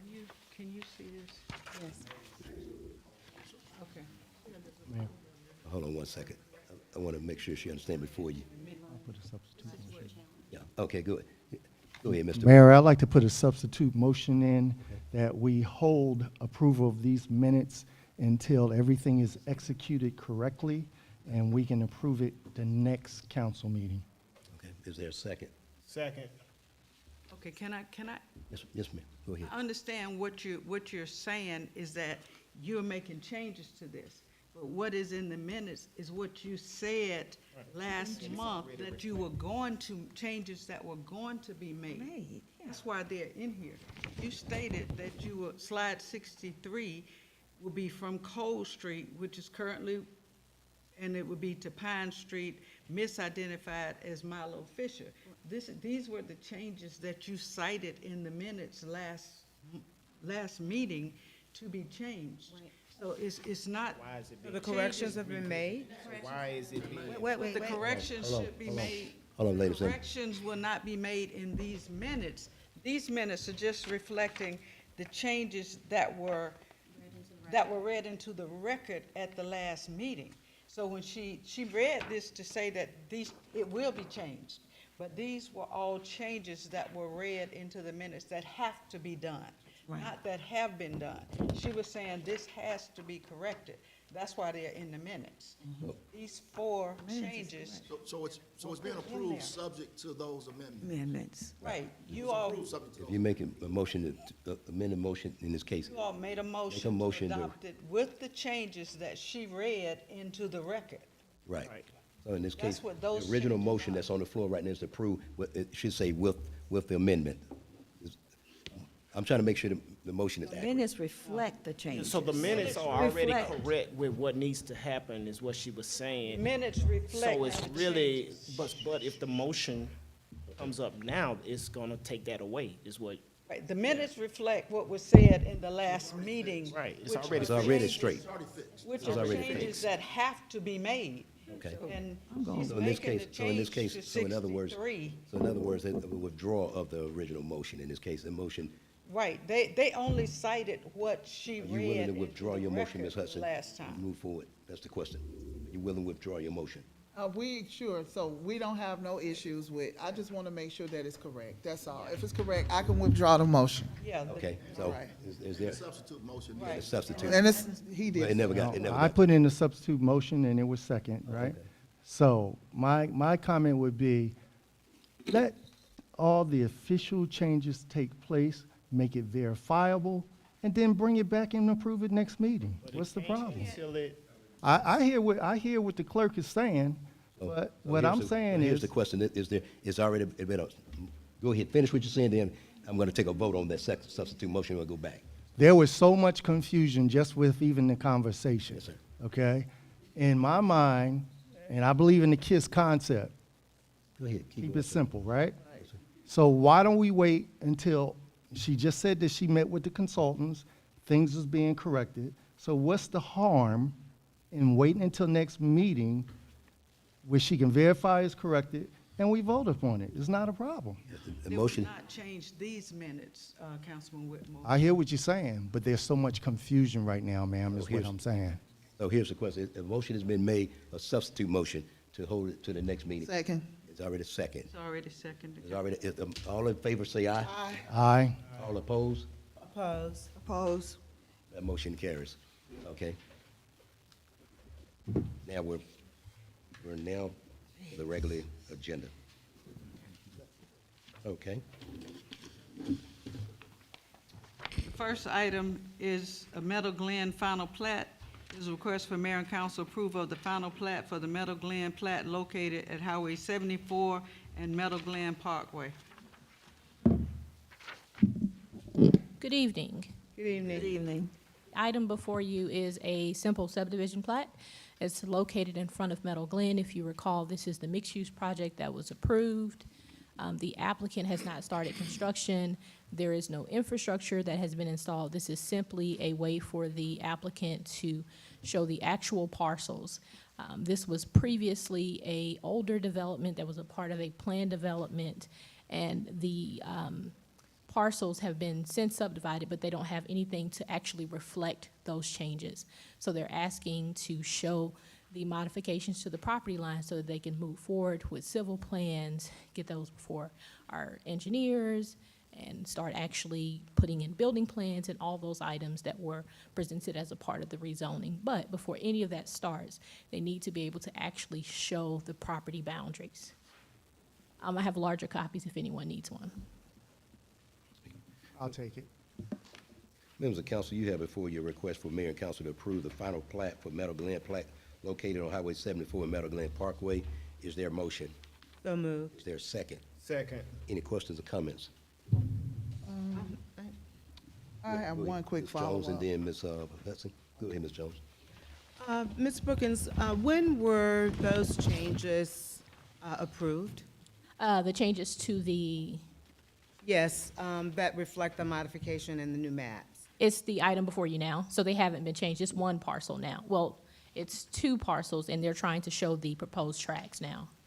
Okay, I thought you said that the community was asking for the map to reflect. No, the developer is requesting a map to reflect the actual new parcels. Okay, all right, thank you. Real quick, all things infrastructure, always expected, right? What are the due diligence that has been completed to ensure our water, sewer, and roads is prepared to support this development? All those items will be addressed with the submittal of the civil plans. So this applicant will have to go through a comprehensive process where they submit civil plans. Then after that, they would also have to submit as-built, and that item would come back before you so that the city would have to look at, review, and make sure that all items are addressed at that time. Good, so I won't ask another question, I'll just say, so that will mean that a traffic impact analysis? Yes. Okay, that will also mean that we're looking for any known or unknown environmental concerns. All of that stuff is gonna come back in a comprehensive? Yes. Okay, gotcha. Any other questions by council? Hearing none, all in favor say aye. Aye. All opposed? That motion carries. Next item is the contract award to Triple R Paving and Construction LLC for the roadway improvements on various city roads.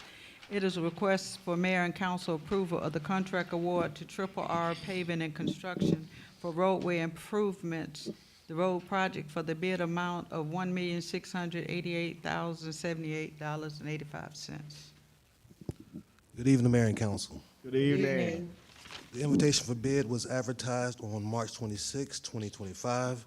The bid opening date was April 25th, 2025, at which time the 9 bids received were opened and read aloud. After completion of the bid evaluation, it was determined that Triple R Paving and Construction LLC was the lowest responsive and responsible bidder with a bid price of $1,688,078.85.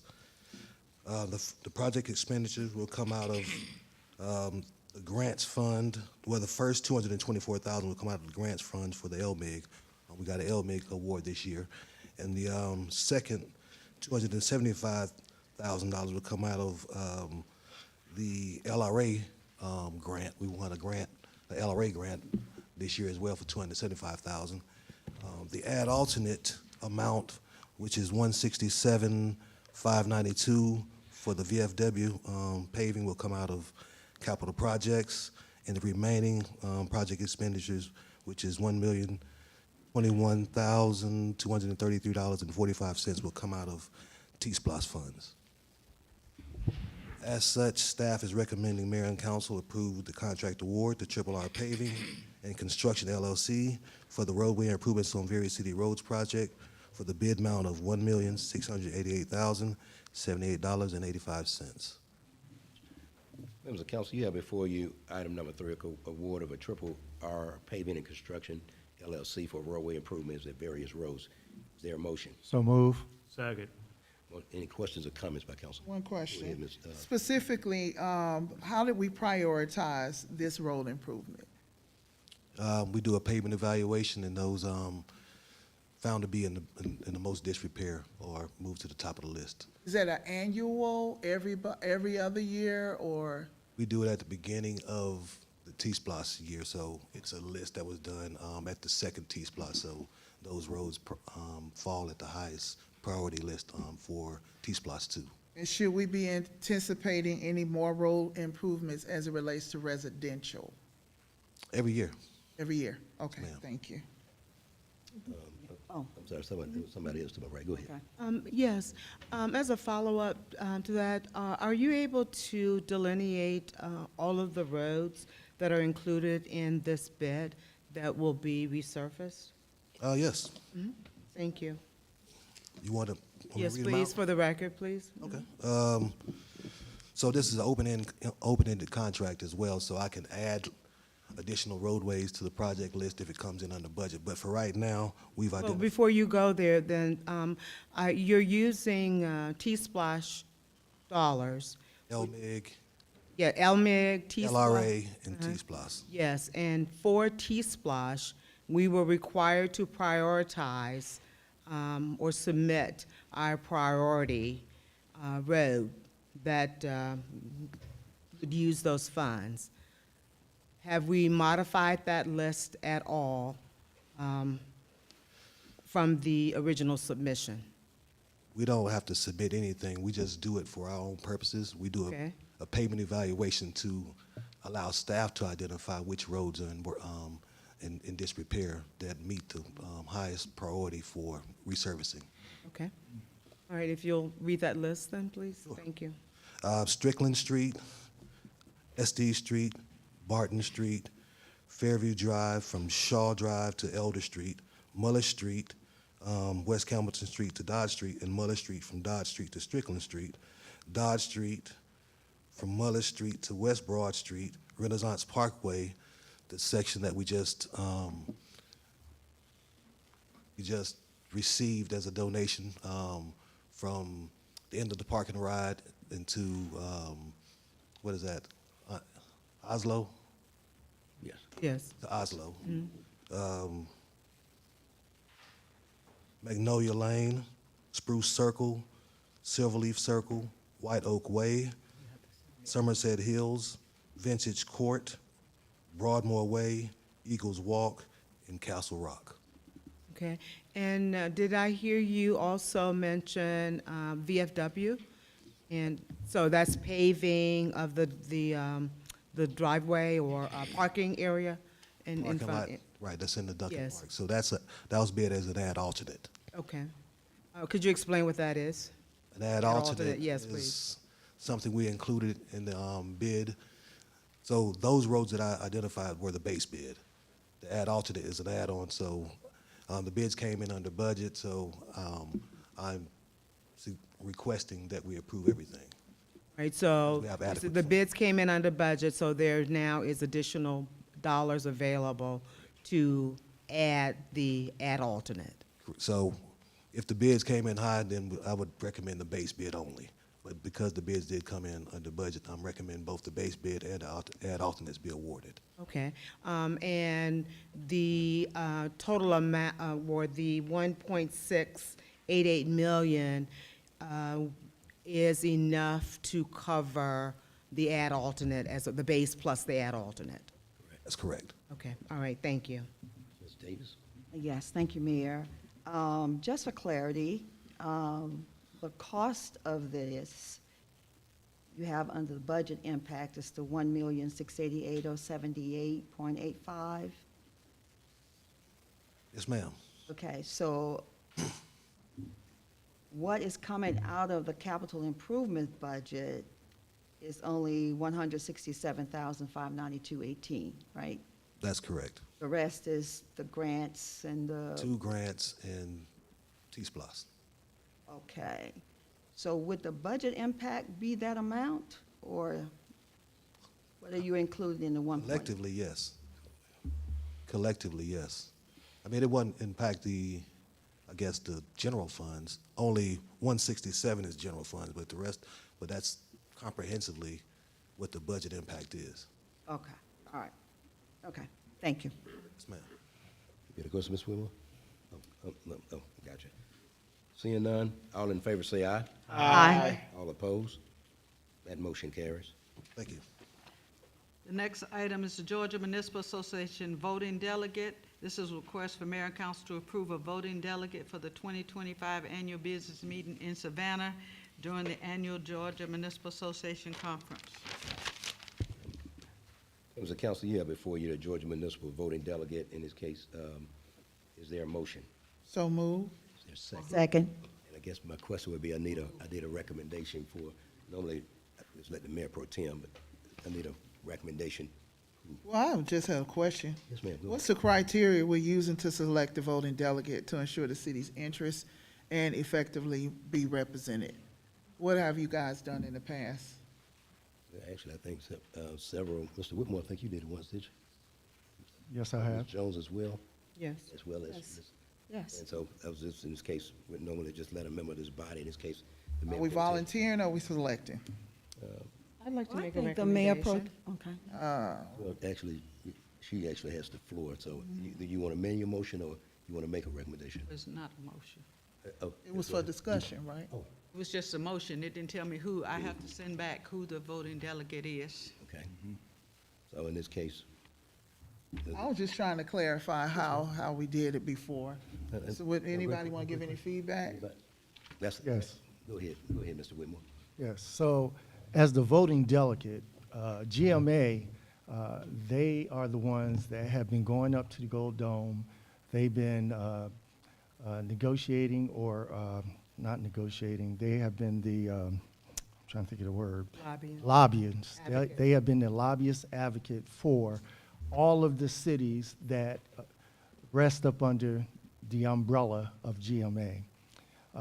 During that convention, the GMA would have recommendations for the body to approve, and as a voting delegate, you would be one of the representatives of the many cities that we have throughout Georgia to ensure that we're voting on the things that GMA is bringing forth, and as a body, once we have the general consensus and approval, then the body can continue moving forward.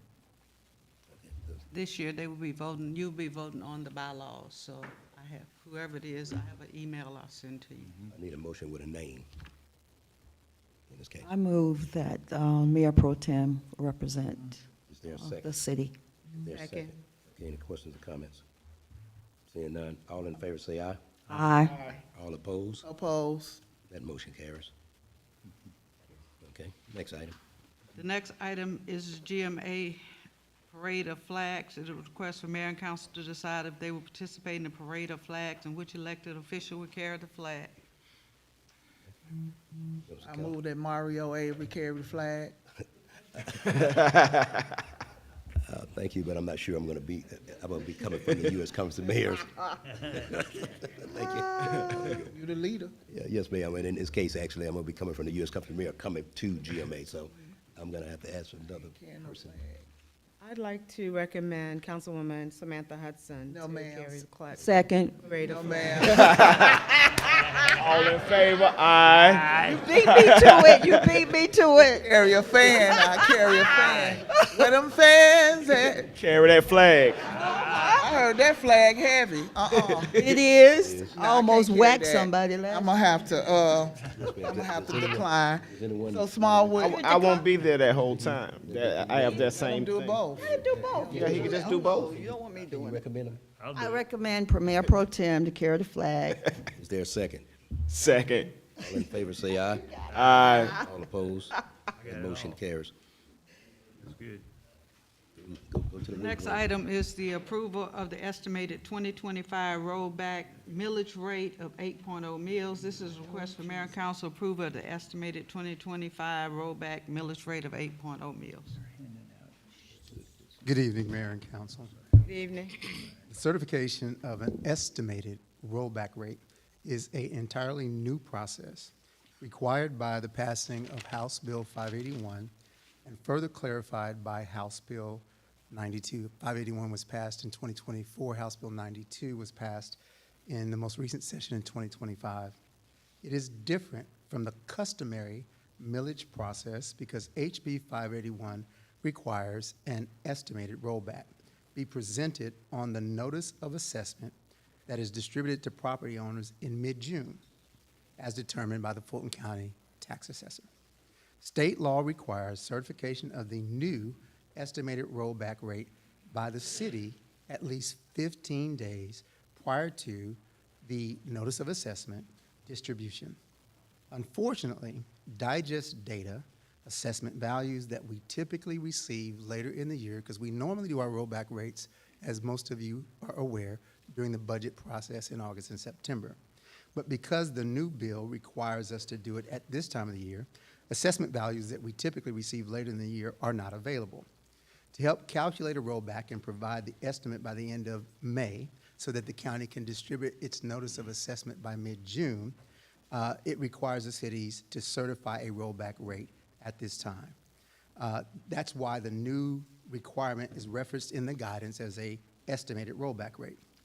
In the absence of the most current digest data, assessed values going up or down of residential properties, which we will receive later in the year, as we typically do, in order to estimate a rollback rate, we took the 2024 digest and projected the digest increase by category for all properties outside of residential, commercial, agricultural, and industrial, based on a 5-year trend data. We use that process because it is the process recommended by GMA and by several consultants as to how all cities in the state should approach this estimated rollback rate. This is a statewide bill, as you're aware, and this is the inaugural year of this. And so all cities, counties, and school boards are having to navigate this process for the very first time. The residential property category was projected neutral as the base year for House Bill 581 values. That's in the legislation. So the base year values described by the legislation is based on 2024. The value of reassessments of existing properties, inflationary growth, could not be projected because no data was available in advance of the pending notice of assessment and resulting complete digest data, which again, we will receive at the normal time in August. Therefore, we anticipate some inflationary growth. It's an inflationary economy in the digest outside of residential properties. At this juncture in the tax year, we don't know what that value is until we receive the completed digest from Fulton County. Based on these factors and the 5-year trend calculations, we're estimating a rollback rate at 8.0 mils. Again, this estimated rollback rate is a new concept that became law just this year, in 2025. In this inaugural year, cities, counties, and school boards across the state are all figuring out this process for the first time. Staff has attended multiple meetings and webinars with other municipalities. We've met with all of the cities in the county, along with GMA and ACG at a meeting down at the Fulton County government headquarters. We've consulted specifically with GMA. I spoke with Michael McPherson numerous times, again this afternoon. ACCG and GMA are working collaboratively to provide guidance to all cities on how to navigate this inaugural year, and has given best practices, which I just described, on estimating the rollback rate. They also have recommended a conservative approach to estimating rollbacks. That is generally our approach to finance estimates to begin with, and so we've adhered to that recommendation in calculating our estimated rollback. We consulted with 2 qualified financial experts, Ms. Rachel Brimby, who's worked with the city before, who is a CPA, and as I mentioned at the last meeting, Brian Stevens, our former finance director, has been providing consulting services over the last several weeks as well. So with that, I will pause to answer any questions that you may have. Let me just mention to members of council that, and I apologize, I can't think of Gladys' last name, the second in command in the tax commissioner's office, when we talked about, when she stopped me 2 weeks ago, in this case, told me about this particular effort. Margot was in, basically I asked her, I said, okay, you're probably sure, I said, I'm sure you're aware that you're probably gonna get some opposition from a lot of mayors and stuff because this is brand new. The meeting we went to early in the year, as Mr. Phillips just mentioned, that was actually not necessarily not opposition, but it was really kind of confusion as it relates to how this was gonna get done. And so I just want, as Tony made it real clear, every city is having this conversation literally sooner than later, because I'm correct, it does have to be done by the end of May, if I'm correct. Is that right? Correct, Mr. Phillips? Yes, that's correct. The county tax assessors has notified all cities in Fulton County that is their intent to distribute the notice of assessment by mid-June. The law requires that cities certify 15 days prior to the assessments going out. Initially, when House Bill 581 was passed in 2024, as we went through this process with multiple cities and GMA, there was no clarity around the estimated rollback, when it needed to be done. House Bill 92, which was passed in the most recent 2025 legislative session, did provide some additional clarity, and at that point, GMA and ACG went back to start reassessing their guidance to cities, and that's what brought us to this juncture now. And so all cities across the state are working through this process, as I mentioned, and we have followed the guidance by GMA and ACCG and presented this information for your consideration this evening. Members of council, you have before you an estimated 2025 rollback millage rate of 8.0 mils. Is there a motion? So moved. Is there a second? Second. Comments or questions? Yes. Go ahead, Ms. Send it in, Ms. Davis. So we tend to get to a place of the nuances of things in a deadline that's coming really quick. We are already in the second week, heading to the end, and we're going to be making a decision. So I guess my concern would be is how are we going to get this information out to our residents? how will we better understand this, because we're gonna vote on this?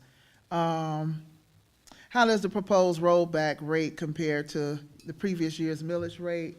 Of 8.1. And Okay. for clarity, Ms. Hudson, we will still go through the same process for millage rate that we do every August. There will be public hearings, and so all of that notification that we do every year that we've done for years is still in place, still required by state law. The only thing new is this early estimate that the new law requires. So there will be full public notification before any final millage rate by this council is approved.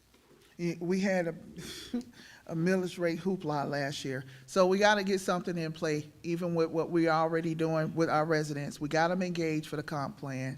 We got them engaged for the LCI. We got them engaged for the strategic. We can start right now getting them engaged with this, so it doesn't become a hailstorm when we get to this point. They need to be informed.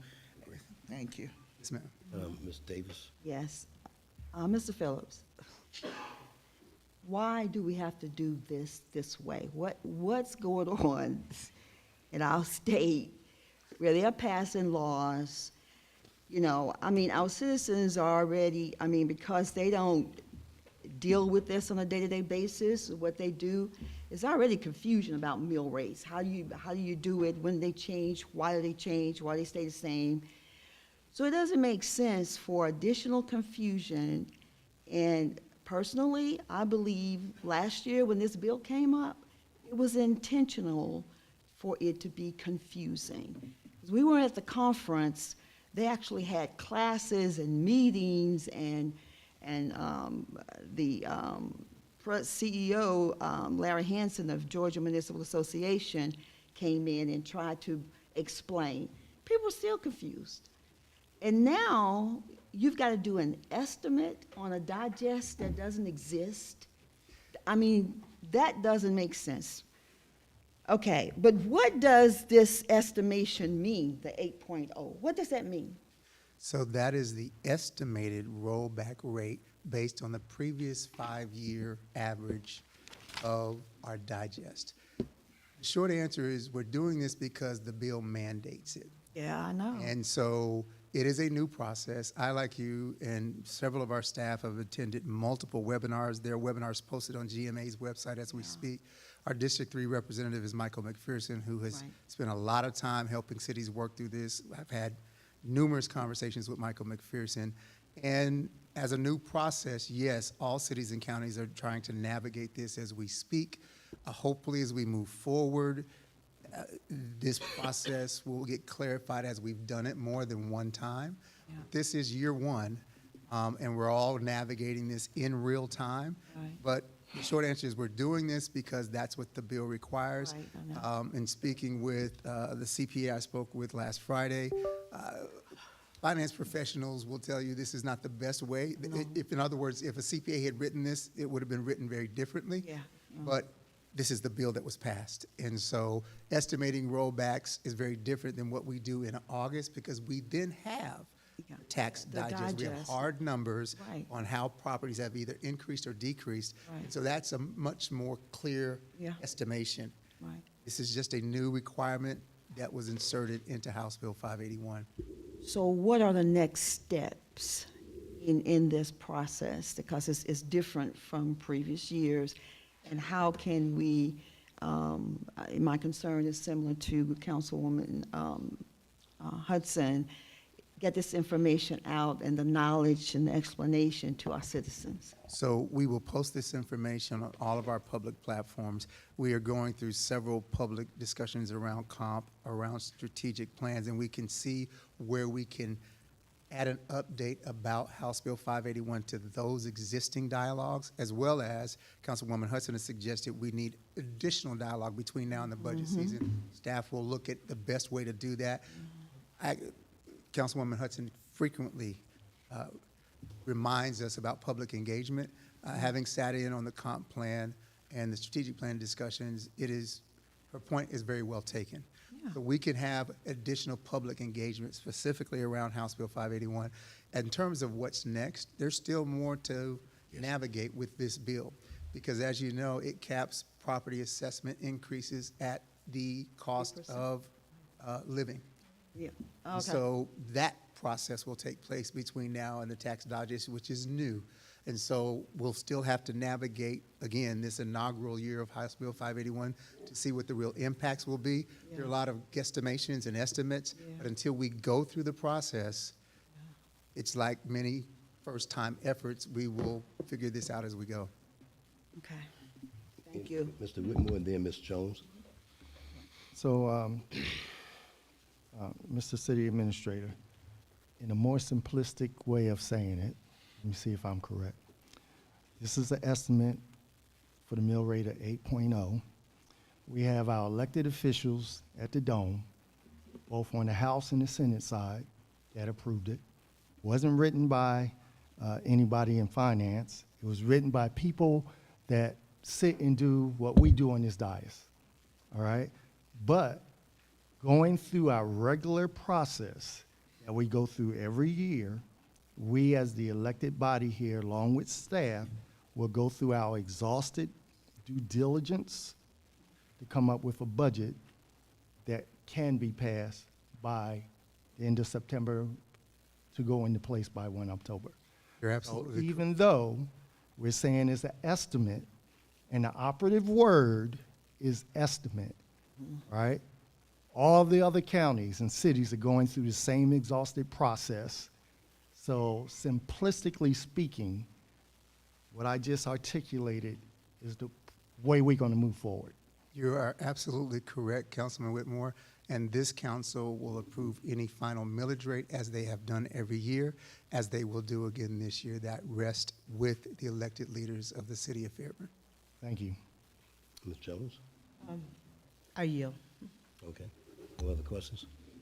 All in favor say aye. Aye. All opposed? That motion carries.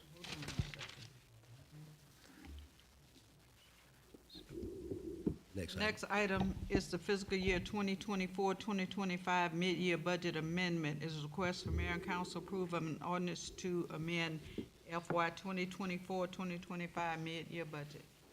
Well, good evening, Honorable Mayor and City Council members. The item before you is a request to increase the general fund budget by $1,685,408 and the other funds by $4,315,074. When it comes to the revenue increases, I wanted to make sure that council was aware. We received funds from the South Fulton CID for Kleckler and McLaren Road, which was the full depth reclamation project, in the amount of $991,990. And so that needs to be reflected in the revenue received for FY 24-25.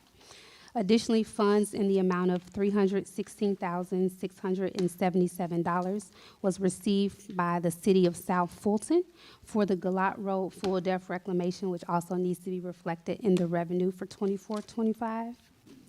The Elmig Road resurfacing, we estimated that we would receive about $220,000. We actually received an additional $4,198.83 for Elmig for this year, and so that will have to be reflected in the increase in revenues for 24-25. And then for the GDOT Local Road Assistance Grant, we anticipated receiving $271,000. We actually received an additional $4,054.39. The item on the screen, if you can scroll back up to the top, these are the actual requests from the departments. And so the first one is the City Administrator's Office for other contracted services for our enterprise account. We did get some additional vehicles. I know PD has 5 vehicles that are en route. There was an increase in the equipment. As you know, the cost of the equipment when we outfit our police vehicles, whether it's the lettering on the vehicles, the lights, the cages that go inside of the vehicles, those things have increased in cost, and that's built into the cost of the vehicles each month. I know the vehicles that we're waiting are about, I think they'll be here in about 2 weeks or so.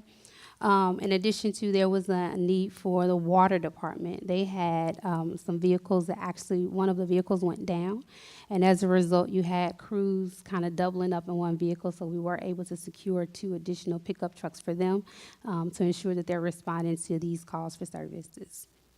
In reference to police for salary and benefits, that's for the addition of 2 lieutenant positions. And if you'd like, Chief Mazzillo can speak to the need for that from an operations standpoint. In speaking with the police department, the need was to ensure that there's proper command staff coverage for our patrol division.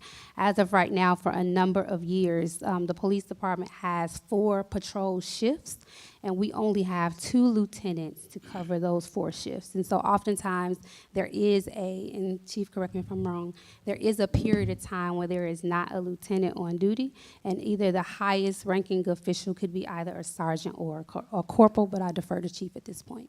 You explained it perfectly, yes. We have 4 patrol division shifts in the department. I'd like to have a lieutenant over each one of those shifts, the idea being that 90% of the time with allowances for sick and vacation time, there will be a command level person in the police department here 24/7. Thank you, Chief. The next item is for Human Resources. At the last council meeting, there was a request to conduct a class and compensation study. One was done in, I believe, this time in 2022, and at that time, I believe the city administrator stated that this is something that the city would like to do every 3 to 5 years, and so that would be the cost for a class and compensation study. In reference to planning and zoning, that request was for $30,000. For planning and zoning, the total budget increase was for $7,500 to deal with advertising, printing and binding, and postage as it relates to the comprehensive plan update. Economic development, there's a request they're actually revamping what Parks and Recreation used to do with the farmers market. There's been a need to refresh that to maximize attendance, and so that was not budgeted in economic development under I believe the title is Special Events and Marketing Manager. And so she's taken an idea and she wants to host 4 to 5 fresh market farmers markets events within the city. As we know, the city of Fairburn is a food desert, and there has been a request for fresh fruits and vegetables. So that was a request for $24,000. We received a grant from the National Endowment for the Arts for arts projects, and so the city's match is $30,000. That's the request there from Economic Development. And then there's also a request for sound engineering for Fairburn events for a total economic development cost of $124,000. In reference to Parks and Recreation, there was one request for a lead parks maintenance worker.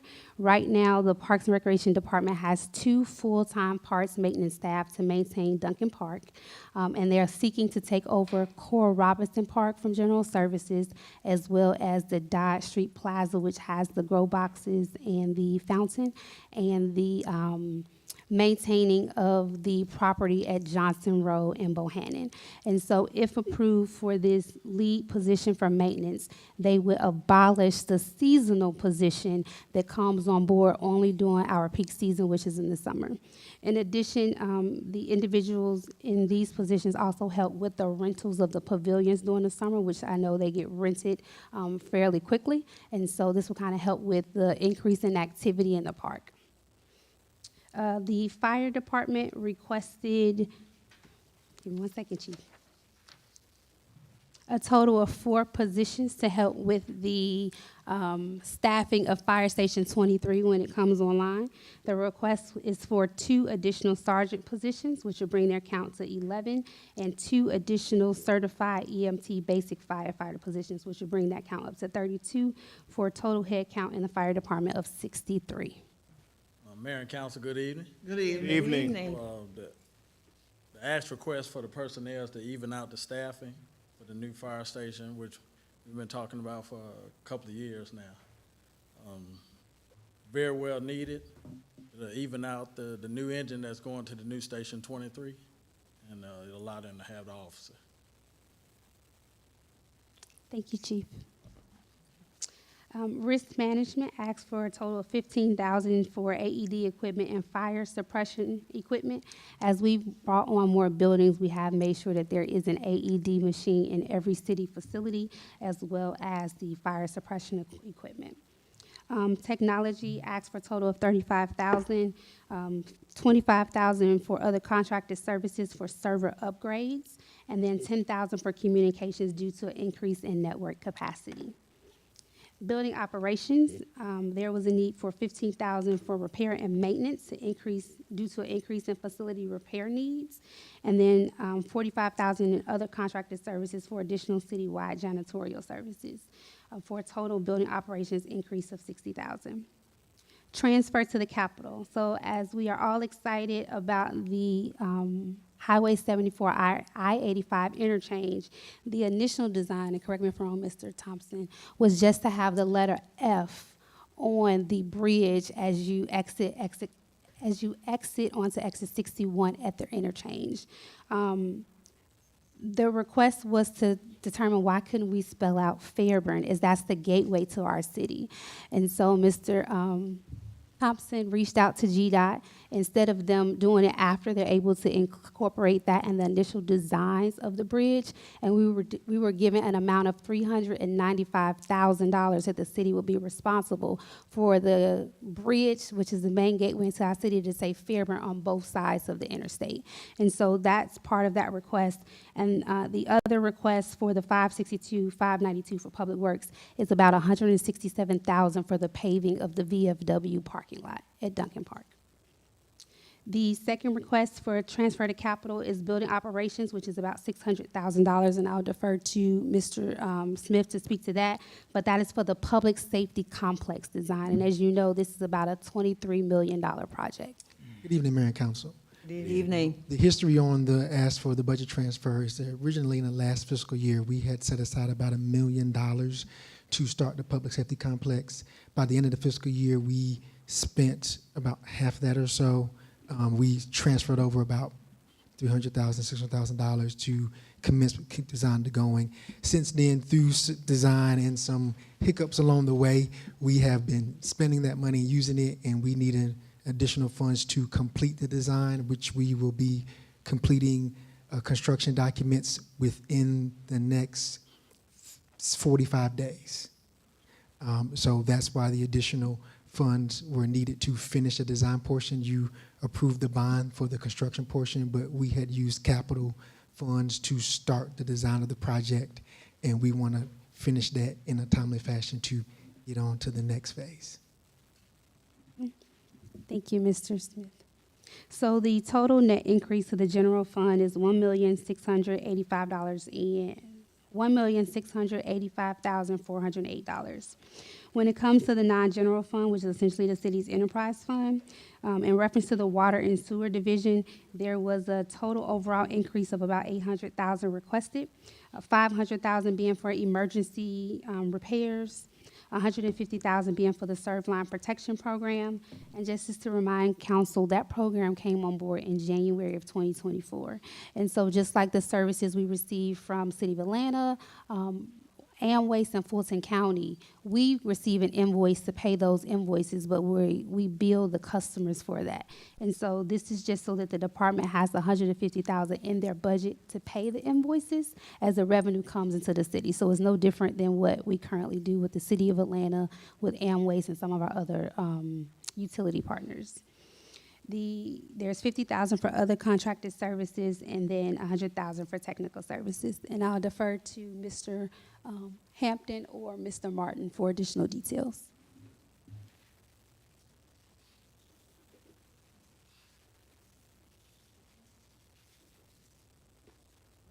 Good evening, Mayor and Council. Good evening. As you know, once we budgeted in certain areas that we've expanded more than what was ever, even in stormwater and some of the water and sewer projects. For example, in stormwater, we received more crushed storm drains than we ever figured before. C-Click fix and residents reporting them.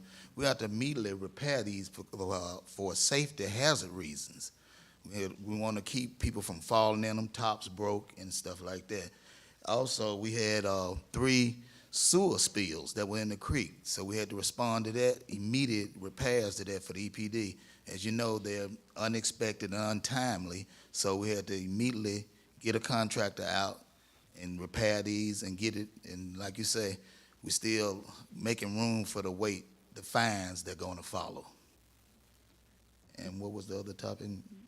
The last area for you was technical services. Yes, technical services. We're having to have our engineers to negotiate with things like Fayetteville, also some of upcoming projects and stuff like that. It's causing a demand because we're making partnerships with other entities that we need a clear understanding and make sure we're making the right decision in the right direction. Thank you, Mr. Martin. And then, Is this appropriate? Yeah, I was gonna. That's not, 'cause- Yeah, I was gonna let him finish the report, and then I'm That gonna ain't- bring yeah. it to the. then there's also an increase for stormwater for emergency repairs at the 500,000. Okay, and as I spoke earlier on that, that is for the crushed storm drain. It takes a lot of time to form concrete to make these outlets and inlets substantiated. We also have heavy trucks that hit them, so some of them have to be reinforced with steel. And as I may give one location that's more and so that, to give you an example, that's when you come out of Howell Avenue straight across onto the main street. You will see one we custom built there because the 18-wheelers will come up Howell just before they turn going toward Texaco and back on out to Sonoya. They will hit that and crush it every time. We went through that twice before we found out that we really gonna have to reinforce that. So now they have busted tires rather than crushed storm drains. I like that. All right. Thank you, Mr. Martin. Well, There is also a request from the Electric Division of Utilities for emergency repair in the amount of 500,000. Emergency repair for Electric Division for Yes. 500,000. Yeah, so that was for all of the, we've had a lot of things happen as far as tree limbs and things of that nature. So when we have to call in East Point or one of our other mutual aid partners, we have to pay them obviously to come help us out. So that's just some money in the account because we've had some instances this year we've had to use some of those funds. This will help get us through to the end of the year. Thank you. And then the final request for the Electric Administration Division was to add one additional billing clerk in the Billing Operations Division. That's the salary and wages for that one. So instead of having just two, we have currently, and it's been for some time, only 2 employees and the addition of the manager that helps with the monthly billing. Due to the growth of the city and the increase in accounts, there's a request from the department to add a 3rd billing clerk. And so that's the first item you see. And then the printing and binding of the monthly newsletter. Prior to onboarding the communications director, it's been the city's practice that the newsletter is generated, sent over to the company that prints the utility bills each month, and they insert that newsletter inside of the utility bill. There is a cost to that. As a result, I'll defer to Ms. Howe to speak to it. She is prepared, effective June 1, to not only print those newsletters in-house and give them to the printer to save on cost, but also looking to move the newsletter to a digital platform as well. Good evening, Mayor and Council. Good evening. Good evening. So yes, to Ms. Chris's point, we have enacted a production-style printer in the communications department, which will allow for us to in-house print a lot of the things that we are outsourcing currently. We are going to enact in June the distribution of a city newsletter, not even a city newsletter, actually a city magazine. So we're in the process of finalizing those details for that. So June 1st, we'll be able to bring the printing of the newsletter, magazine in-house and have all of our constituents be able to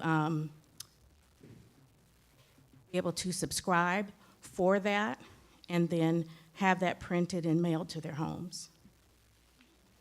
Thank you. And I guess with that, I'll accept any questions from Mayor and Council. I was gonna bring the item to the floor. The council, you have before your fiscal year 2024-25 mid-year budget amendment. Is there a motion? So moved. Is there a second? Second. Any questions? And Ms. Davis, I know you had a couple of questions, and then Ms. Jones. Yes. What percentage of increase that this fiscal year 24-25 mid-year budget amendment is of the previous year midterm budget increase. Would you have that right now? If not, I'll go to something else. I guess, bottom line, my question is, when we budget, I think this is a lot for a mid-year budget amendment. And it seems like, I don't know, what is the process when we budget? Because some of the reasoning that I have heard, and you went through this whole thing, so I can't remember which department, but why was it not forecasted that you needed these items or this would come about in the day-to-day operation of the different departments? I could understand the increase in personnel with the fire department since we have a new fire station coming up, but it seems like some of these things should have been in the budget originally. That's just my point of view. So I'm a little concerned about the amount of money that we're amending this mid-year.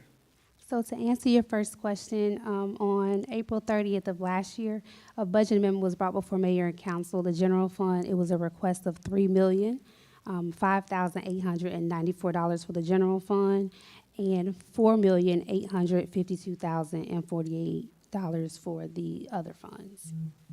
So compared to last year to this year, so last fiscal year, the general fund mid-year budget was $3,005,894. This year, it's $1,685,408. And then the other funds, which is the utilities, was $4,852,048. And this year, it's $1,835,654. So there's a reduction from last year. Yes, ma'am. Why was it so hard last year then? It just seems like I don't know, it seems like a lot this year to me. What's the odd thing here? So last year, sorry, I'm pulling it up on my computer. So-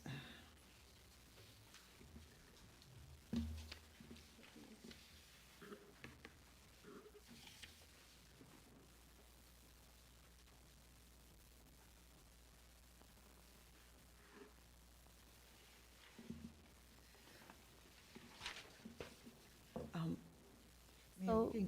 I'm sorry. If it's So gonna take last- a moment. Oh, no, I Got had it? it. Okay. Yes, All right, ma'am. all right. So last year, some of the increase was for the public safety design of $868,494. The Go Lightly Rain Garden for $294,000. There were 9 positions for the new and temp fire station and fire for $292,500.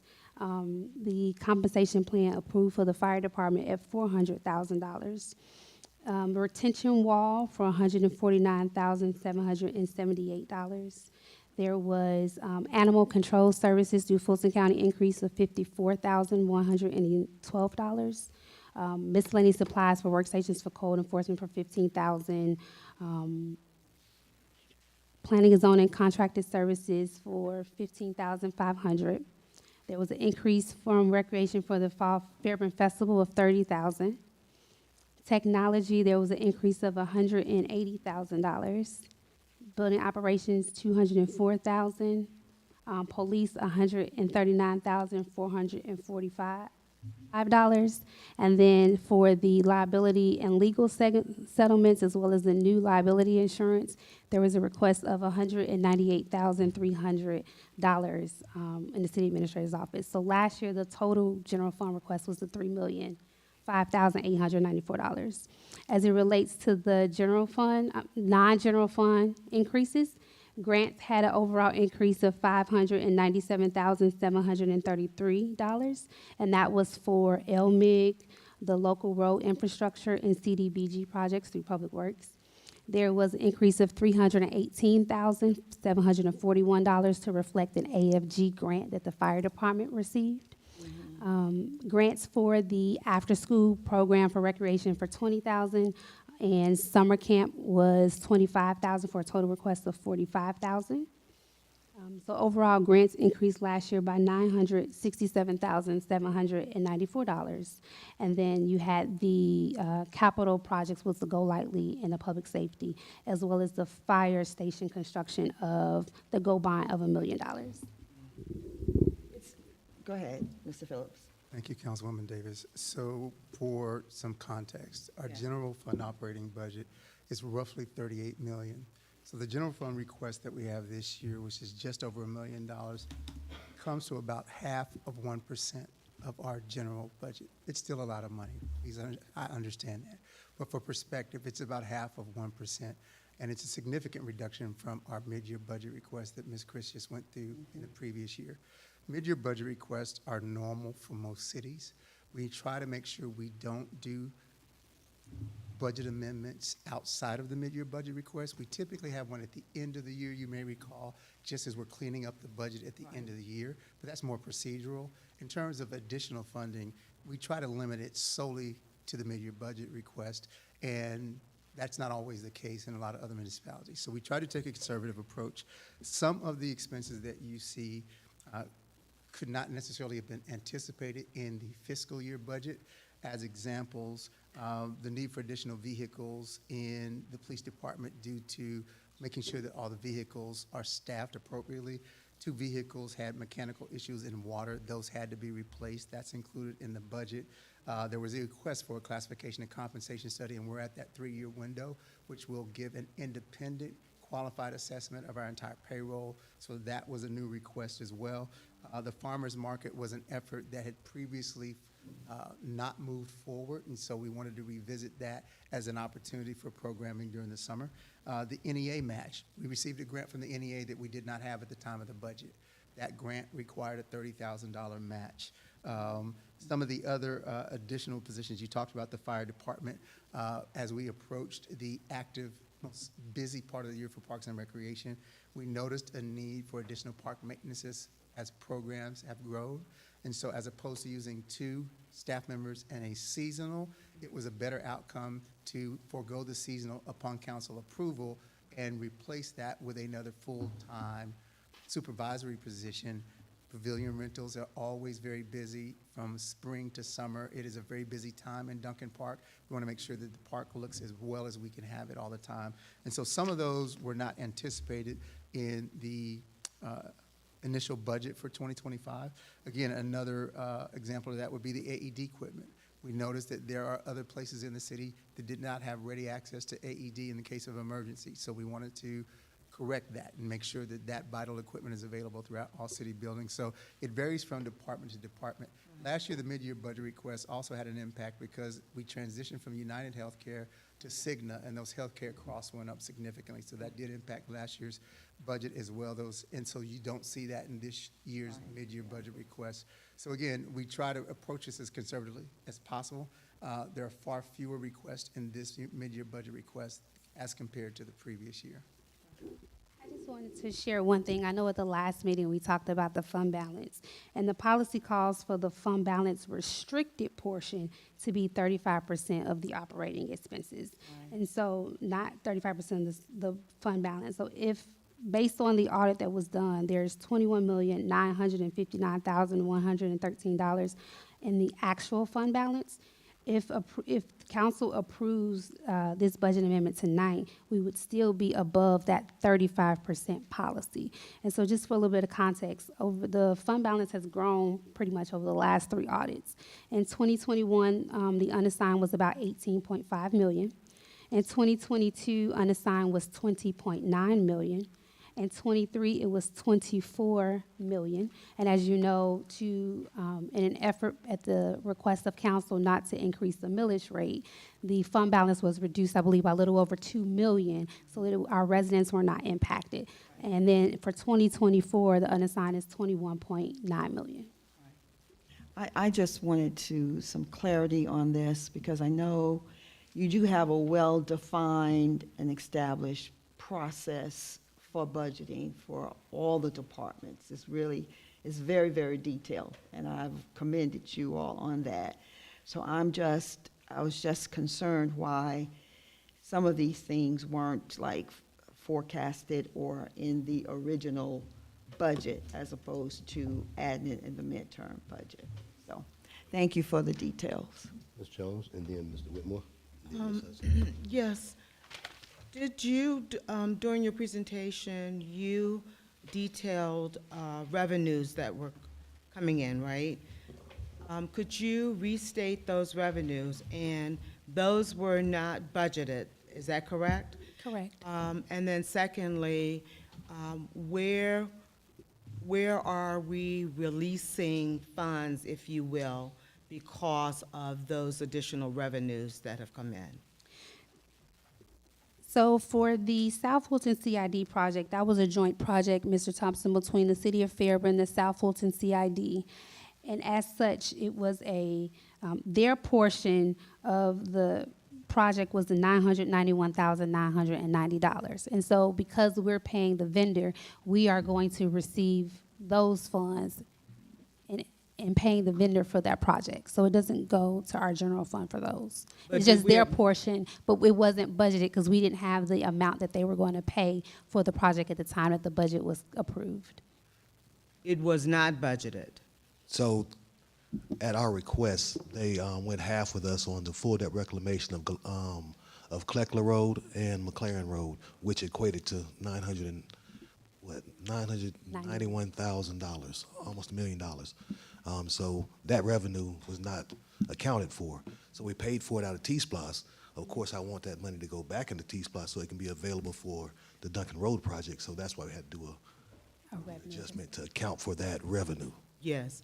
Okay, so that answers that source of revenue. What about the other sources of revenue? And the point is that these new sources of revenue are releasing funds that we had budgeted for this fiscal year. Now, because of the new revenue sources, those dollars are released, and this mid-year budget is a reallocation request on the dollars. Is that correct? Say that one more time. A large percentage of it. So when you go to the item in reference to the City of South Fulton, that was a joint venture between us and South Fulton. And so for the full project, their share was the $316,677, which Mr. Thompson has already paid out to the vendor. South Fulton is reimbursing us for those funds because we led the charge on that project. The other two revenue increases for LMIG and GDOT is a plus to the city because it wasn't projected for us to receive that. The LMIG was only projected at $220,000. It came in at $224,198.83, and then the GDOT local road assistance was only projected at $271,000. It came in at about $275,054.39. So my question and/or point is that these are additional revenues that have come into the city that we were not aware of or didn't budget for when we went through the budget process. Is that correct? Correct. Correct. Okay. And as a result of these new funding sources, we now have the ability to reallocate those additional dollars or dollars that we had obligated under this fiscal year budget to spend them in new categories per your request. Increasing our revenue will allow us to increase our expenditures. Well, yes. That's balancing the budget, so. That's true, but we're also reallocating how we're spending those monies. That's what this mid-year budget request reflects, is that correct? From the grant perspective, it's offsetting the revenues that are being expended for these projects. For the other requests as it relates to whether it's the fire positions, the expenses for technology or building operations, that would come from the fund balance. Those requests will come from the fund balance. I see. Okay. Then a couple other questions or points. Relative to the AED equipment, I know it's now under risk management, but I would also ask Chief Robinson if you could work with the department, because I do know that there are grant funds that are available to help support purchasing of those equipment. So I support the requests for those dollars, but simultaneously ask that we go after grant dollars. Yes, ma'am, and we are working with them. It's a joint effort. We're helping with the training, helping with get the money for the AEDs or what have you. Okay. All right, thank you. And then, go ahead. I believe it may have been last year, Mayor and Council approved for us to receive funds due to an opioid settlement. To date, we've received about $19,000, and I do know that Fire has been working with the police department and putting together a plan in reference to utilizing those funds, which does include some of the equipment that you referenced, like AEDs and the Narcan equipment. And so we're just verifying with the city attorney's office and the list that they've given us as approved expenses for the $19,000 so that we can expend those funds to fight the. That is great, but I wasn't aware of that source for AD. I'm thinking of other sources that might be available to us. So I ask if you will explore those, Chief. And then lastly, relative to the utility department, when we did review the budget, we knew that we were going to have to reassess the expenditures for emergencies, because we knew then that we were having more frequent storms, we were having more pipes to burst, et cetera, and I think the weather has accelerated, the need for cutting limbs and trimming the trees, and so I'm glad to see that that request is there, and that one was expected, so thank you for that. Okay, thank you, Mayor. Mr. Whitmore, yeah, that come to me, Mrs. Thank you, Mayor. Just a couple of things. I'll try to go through this as quickly as I can, but it's a long list. But in the fire department, I see that fire and PD, we have to continue to grow those two agencies. When I look at Park and Recs, so you're looking at bringing in a lead parks maintenance worker versus another just a regular worker, looking for a lead person. Again, we're adding to the employee status, but again, we need the workers. I would be more inclined to say, yeah, I'll agree with another worker. Now I have 3 people working in that regard. PD, I understand the shortage there, where you need 2 extra lieutenants. That way that'll level out the playing field, if you will. I get that. Where is it at? But I would like to ask a couple of questions. First with the stormwater, Mr. Martin, and then Mr. Dana after that. Can you come to the podium, please?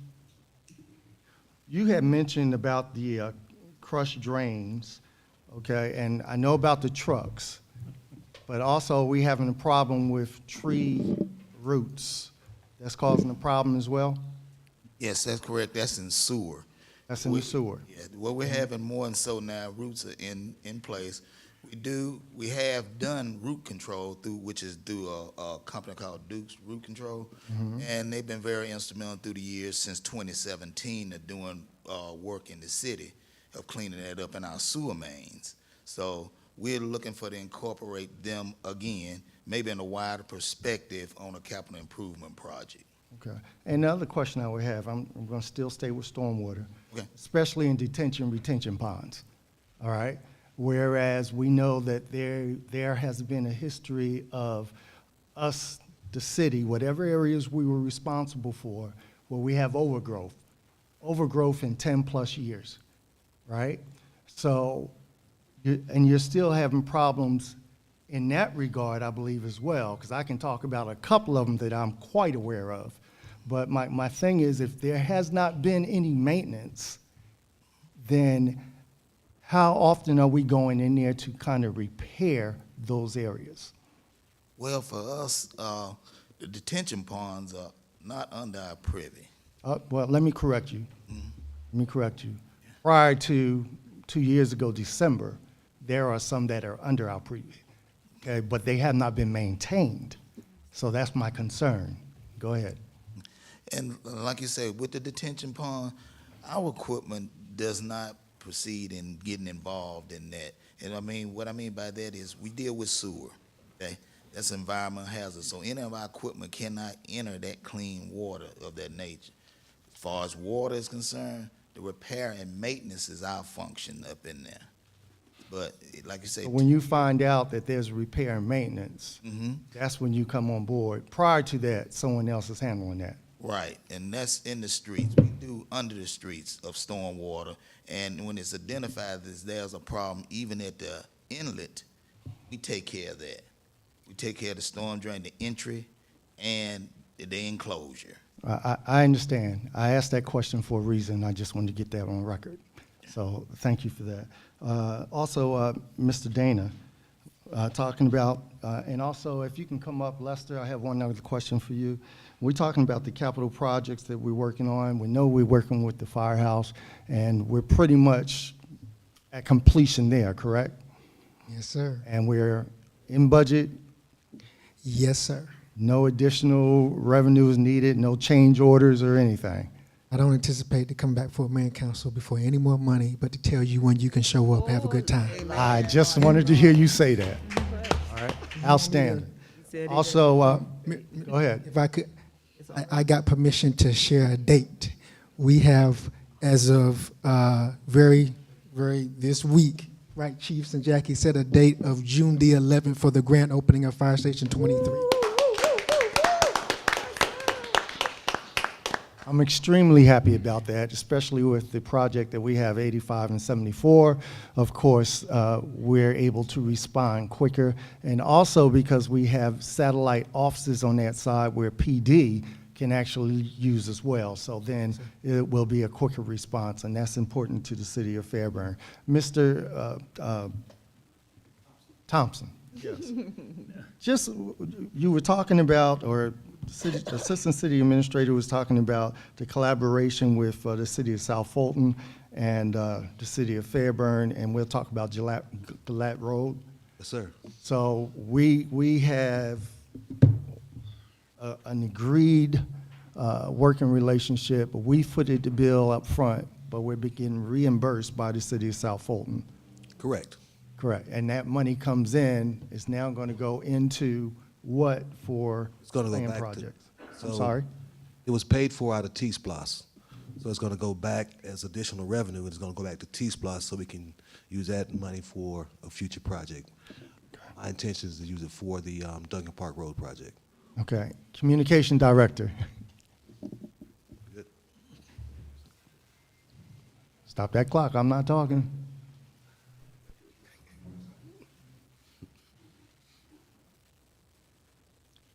I heard you talk about the city magazine and the various things you're doing in your department and the equipment that we're getting in now that's going to help facilitate that. But then I also heard you mention subscription.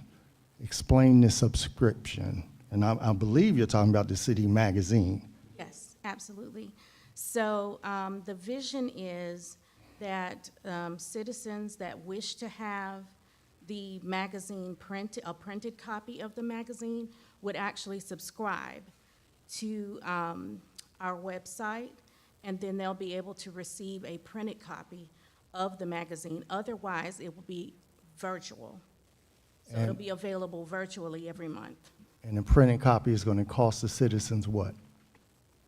On average, because of the printer that we currently have, the production price for that, depending on the number of pages, is anywhere from $3 to $5. Okay, I just needed the citizens to hear that because we're paying taxes and everything else, and now we're starting something else to tax them more, if you will. I would really rethink that. If I could add some clarity, it's- Councilman Whitmore, could I add some clarity?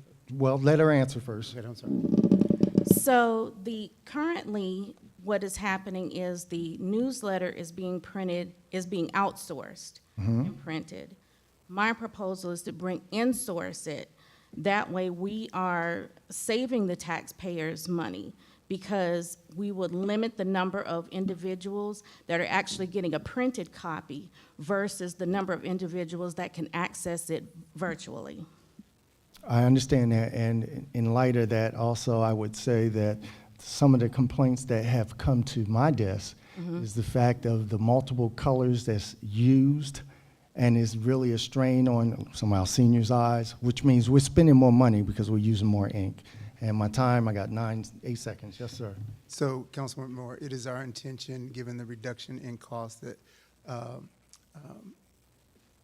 that she just mentioned, to make this magazine available to citizens for free. That's where I was going, sir. That's where I'm going. So we will work through the budget approved by council to ensure that the magazine, for those who would like a printed copy, we'll figure out how to do that at no cost to residents. She's exactly correct. There are some costs for printing, but because we're foregoing other costs, we will manage that so that that is available to any who would like a physical copy. Many of our seniors may prefer that. Some others may prefer the digital copy. And so working between those two venues, we will figure that out. Thank you, sir. So you knew where I was going with my line of questioning. Thank you, ma'am. One additional point of clarity on the Parks and Recreation position. The more accurate reference is a field supervisor. This is not someone that sits behind a desk in an office. This is someone that's in the field every day on a lawnmower, using a weed eater, helping to clean pavilions. The supervisory reference is because they ensure that the other two employees have the correct assignments, the correct equipment, while they also are working in the field every day. This is a worker. So 3 workers. Yes, sir. Not 2 and somebody standing over them say, do this, that, or the other. Workers. This person will be in the field not some days, every single day. This person goes out in the field with the other 2 workers, and they approach all of those tasks collaboratively together in the field. I have more, but my time is up, but I'll come in and have a conversation with you. Okay, Ms. Hudson, go ahead. Yes, I want to go back to the magazine really quickly. I'm hearing great that we're going to do in-house, but I don't have numbers on what we outsource.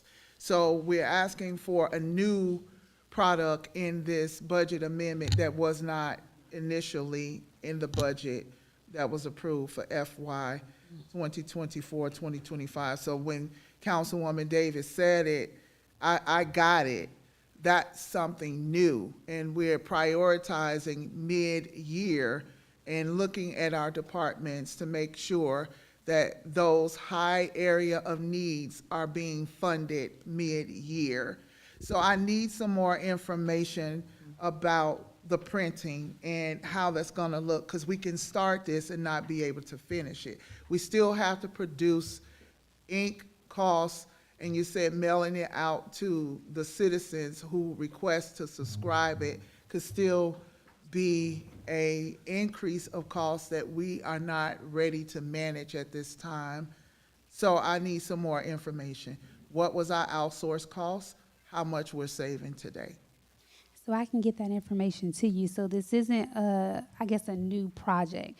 So the request from the Utilities Department for the printing and binding of the newsletter was for $14,000. That's to cover the cost. We've had an increase in the number of households that we service, and so that's more bills that's being mailed out monthly, in addition to more newsletters that's being printed, and we have to pay the postage. And so that's just to cover what they currently do. Now, what Ms. Howe is referencing is moving toward a more user-friendly platform with the virtual. So this isn't new. The only thing that would change is instead of us paying our vendor to print the newsletter and stuff, on which will be a savings, and Mr. Martin or Mr. Hampton, correct me, a month, that's roughly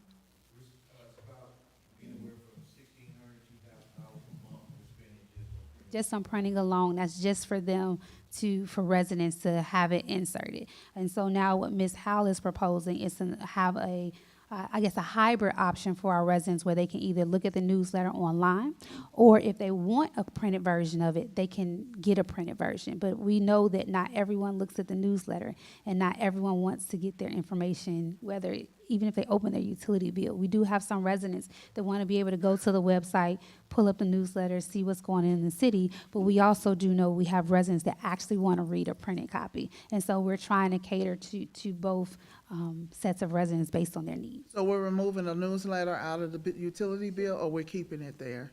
Moving. That's a good, moving? Oh, That makes no sense. Still has the floor. If we are going to still give them the ability to see something firsthand, it's already going out in the utility bill, why would we remove that? So then you're going to also continue to incur the cost because it's weighted. You add in that paper to the newsletter, it weights the utility bill. So if it's the will of council that you would like for us to continue to include it in the monthly utility bill, we can do that, and just add the virtual option if you'd like. So take it out the utility bill, add a virtual option for them, and have them request the newsletter to come out to them. So it doesn't have to go into production outside. Okay, and so the other option would be staff would be stuffing envelopes? No, okay. Thank you, no. Two more, I'm done with. This farmer's market. Where did we get the idea to bring this back? Because this farmer's market that I experienced here in Fairburn was not successful.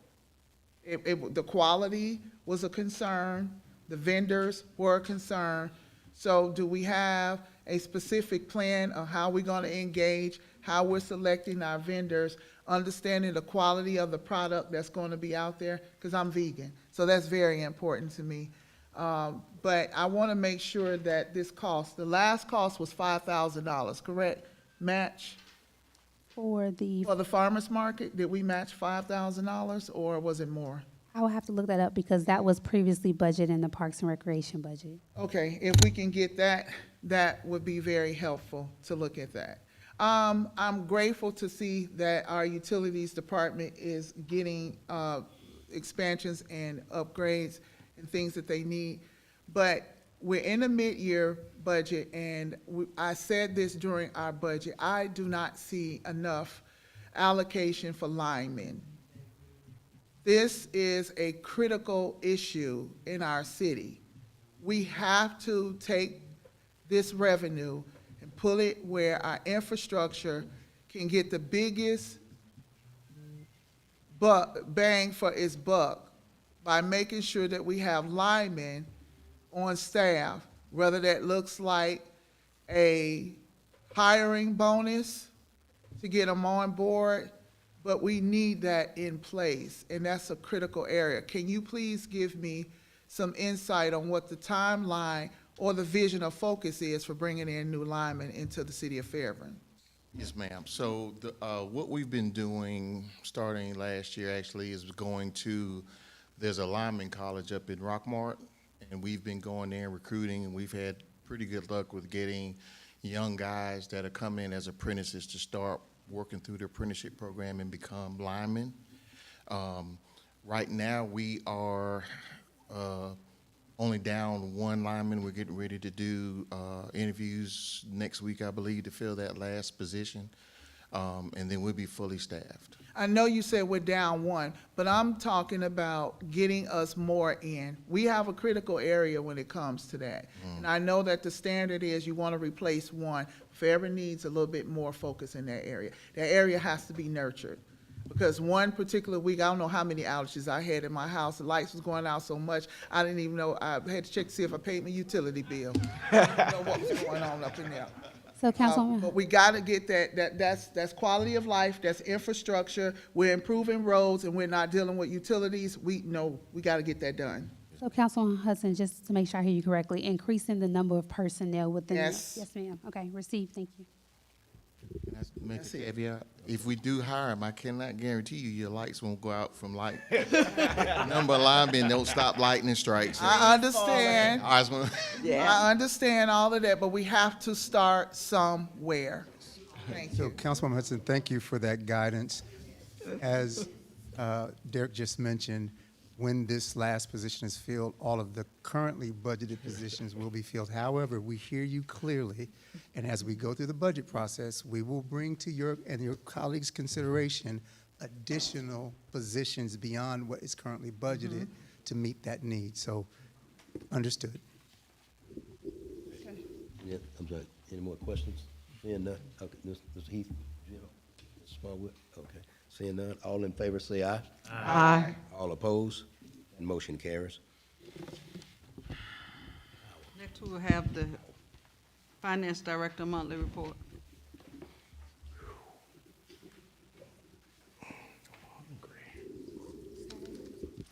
Good evening again, Honorable Mayor and City Council members. Good evening. So the report before you is the fiscal month ending March 31st, 2025 financial report. Revenues exceeded expenditures by 7.2 million. To date, the general fund has received 19.1 million, and expenditures dispersed was 11.9 million. As of March 2025, the city has collected 65.82% of budgeted revenues, and as of March 2025, expensed 32.63% of budgeted expenditures. Here's a slide to show the comparison between fiscal year 2023, 2024. Revenues collected through this time period of March and fiscal year 23, 24 was 18,713,184. In the current fiscal year, we've collected 19,138,648. Total expenses compared to last fiscal year were 10,576,251. Current year is 11,920,562 with a revenue over of $7,218,086.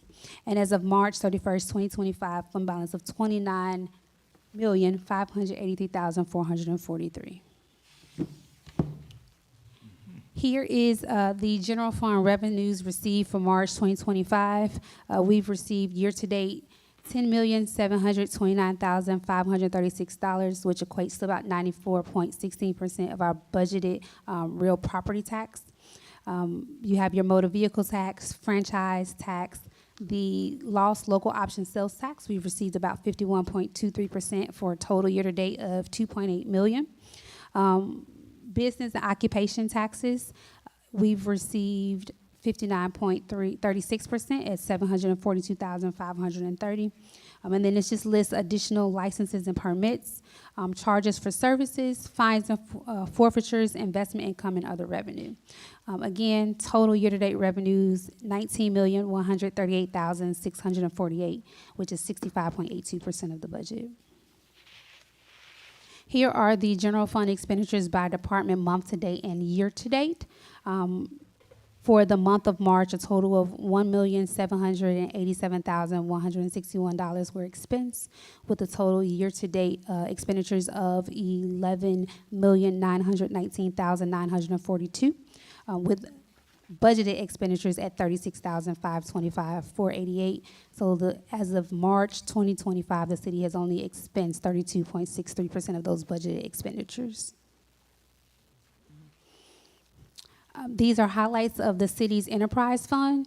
The enterprise funds for March 2025 year-to-date revenues exceeded expenditures by 1.4 million.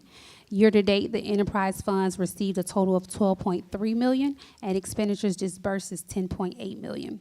As of March, the city has collected 43.96% of budgeted revenues and expensed 38.64% of budgeted expenditures. Here's the breakdown of the enterprise funds month-to-date and year-to-date. For water and sewer, revenues collected is $5,024,322. Stormwater, $477,319. Electric, $5,970,483. And sanitation, $868,933 for a total year-to-date revenues of $12,341,058. Expenditures on the water and sewer side are $3,619,787. Stormwater, $137,678. Electric, $6,191.552. And then sanitation is $899,390. For the total revenue over of the 1.4 million. I know, as you know, when the assessment was done of our electric rates, I believe it was ECG did state that it would take the city a few years to correct itself to get out of the hole. And so that's why, as you see, our expenditures have been exceeding the revenues in that category. Here's the enterprise fund 2-year comparison. So revenues year-to-date for the same time period of March in 23-24, the city had collected $10,428,674. In the current fiscal year, we've collected $12,341,058. Expenses for the previous fiscal year, same time period, were $8,502,479, and for the current fiscal year is $10,848,407. Again, the revenue over is $1,492,651. And with that, I'll take any questions. Any members of council got a question about the report? Nope. Okay, seeing none, I'll go straight to council comments. Start with Ms. Davis. Wow. I'm just happy to be here. I had eye surgery last Monday, a week from today, cataracts, and I'm just glad to be here. Everything went well. I just got to keep putting drops in my eyes and everything, so I appreciate the prayers of those in reference to the surgery. That's it for me, Mayor. Ms. Hessen. Thank you, Mayor. Tonight, I want to briefly address a few critical areas that affect how effectively we govern and serve our residents: efficiency, transparency, and internal accountability. As council members, we are entrusted with the responsibility of acting swiftly and thoughtfully on matters that impact the lives of our constituents. Yet we continue to see excessive delays in addressing council inquiries and unresolved concerns raised during official proceedings. These delays compromise not only our ability to govern in real time, but also erode public trust in the responsiveness of this body. Transparency must be more than a stated value. It must be a lived process. That begins with timely communication, clear documentation, and consistent public access to decisions and policies that affect our communities. We need to implement and enforce stronger internal deadlines and communication protocols to ensure all departments, administrative, legal, and operational, are aligned with the council timelines. I also want to highlight the importance of employee retention and workforce morale. When our internal processes are fractured, delayed, or unclear, it not only frustrates the council, it frustrates staff and hinders our ability to retain high-quality employees. A stable, well-supported workforce is key to sustaining institutional knowledge and ensuring community and city services. Finally, I urge this body to double down on our adherence to procedural rules. Process protects us. Procedures ensure fairness.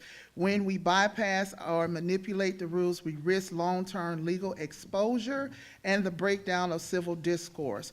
Recommitting to our established rules of order will make us more effective and help safeguard the integrity of this institution. Thank you. I also want to make notice, June the 16th coming up, I think that's the 16th on a Saturday, backpack giveaway to be announced.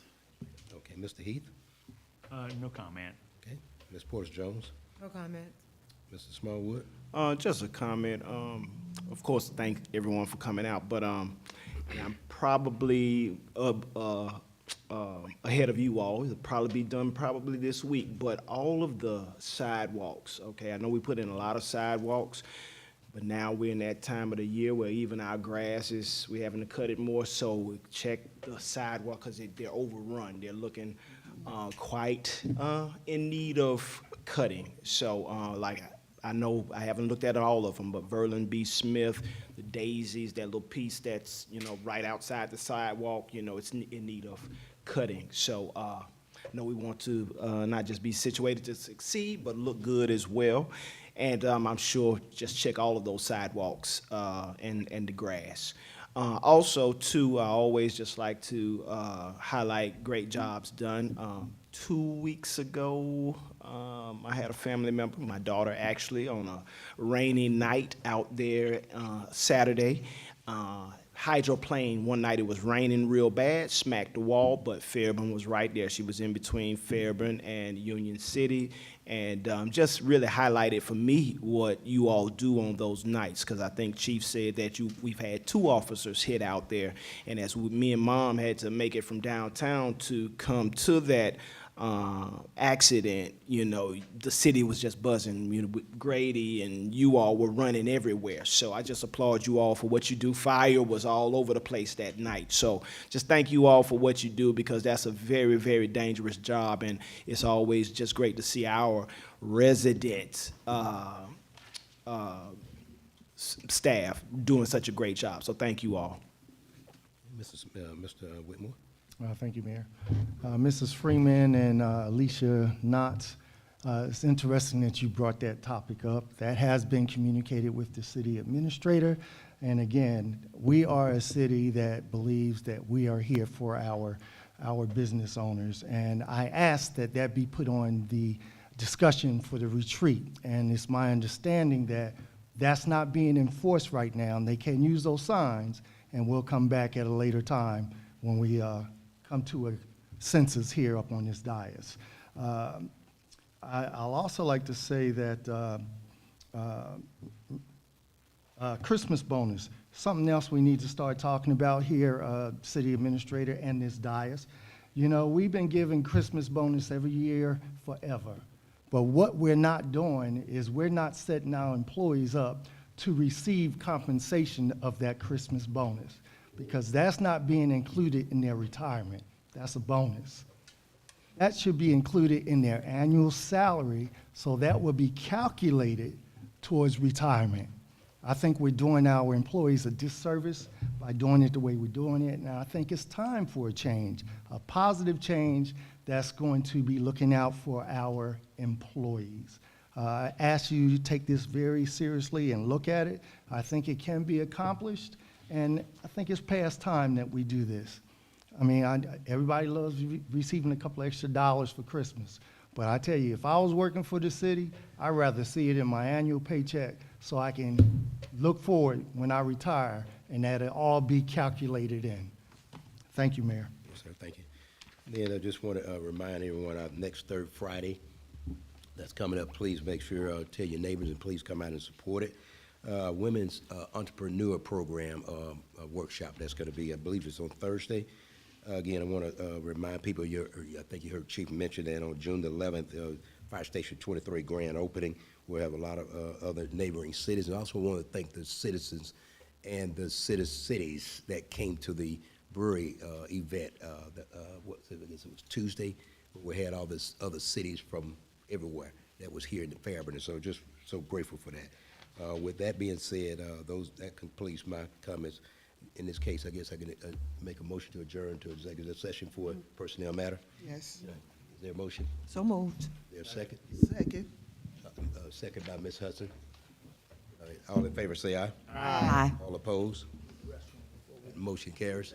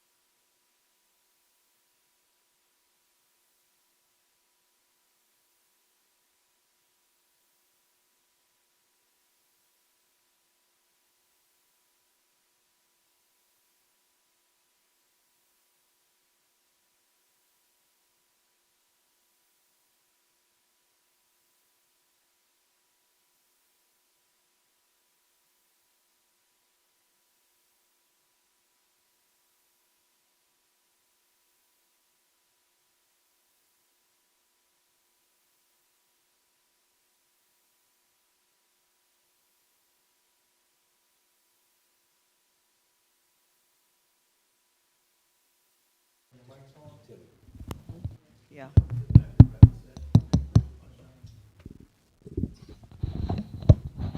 You good? I see you. Good.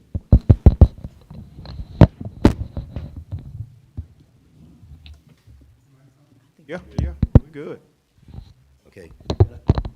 Back up, Mike. Can I entertain a motion to So come back? moved. Is there a second? Second. All in favor, say Aye. yeah, a motion to reconvene and back into regular session. So moved. Is there a second? All in favor, say aye. Aye. All opposed, motion carries. Now, I can entertain a motion to adjourn. So Motion moved. to, so second. Get my fish. All in favor, say aye. Aye. Motion carries. Please don't get too fish. What you ordering for? We can order it for about 20 minutes. That was your phone? They close in a few minutes. They know me. They always get my stuff too.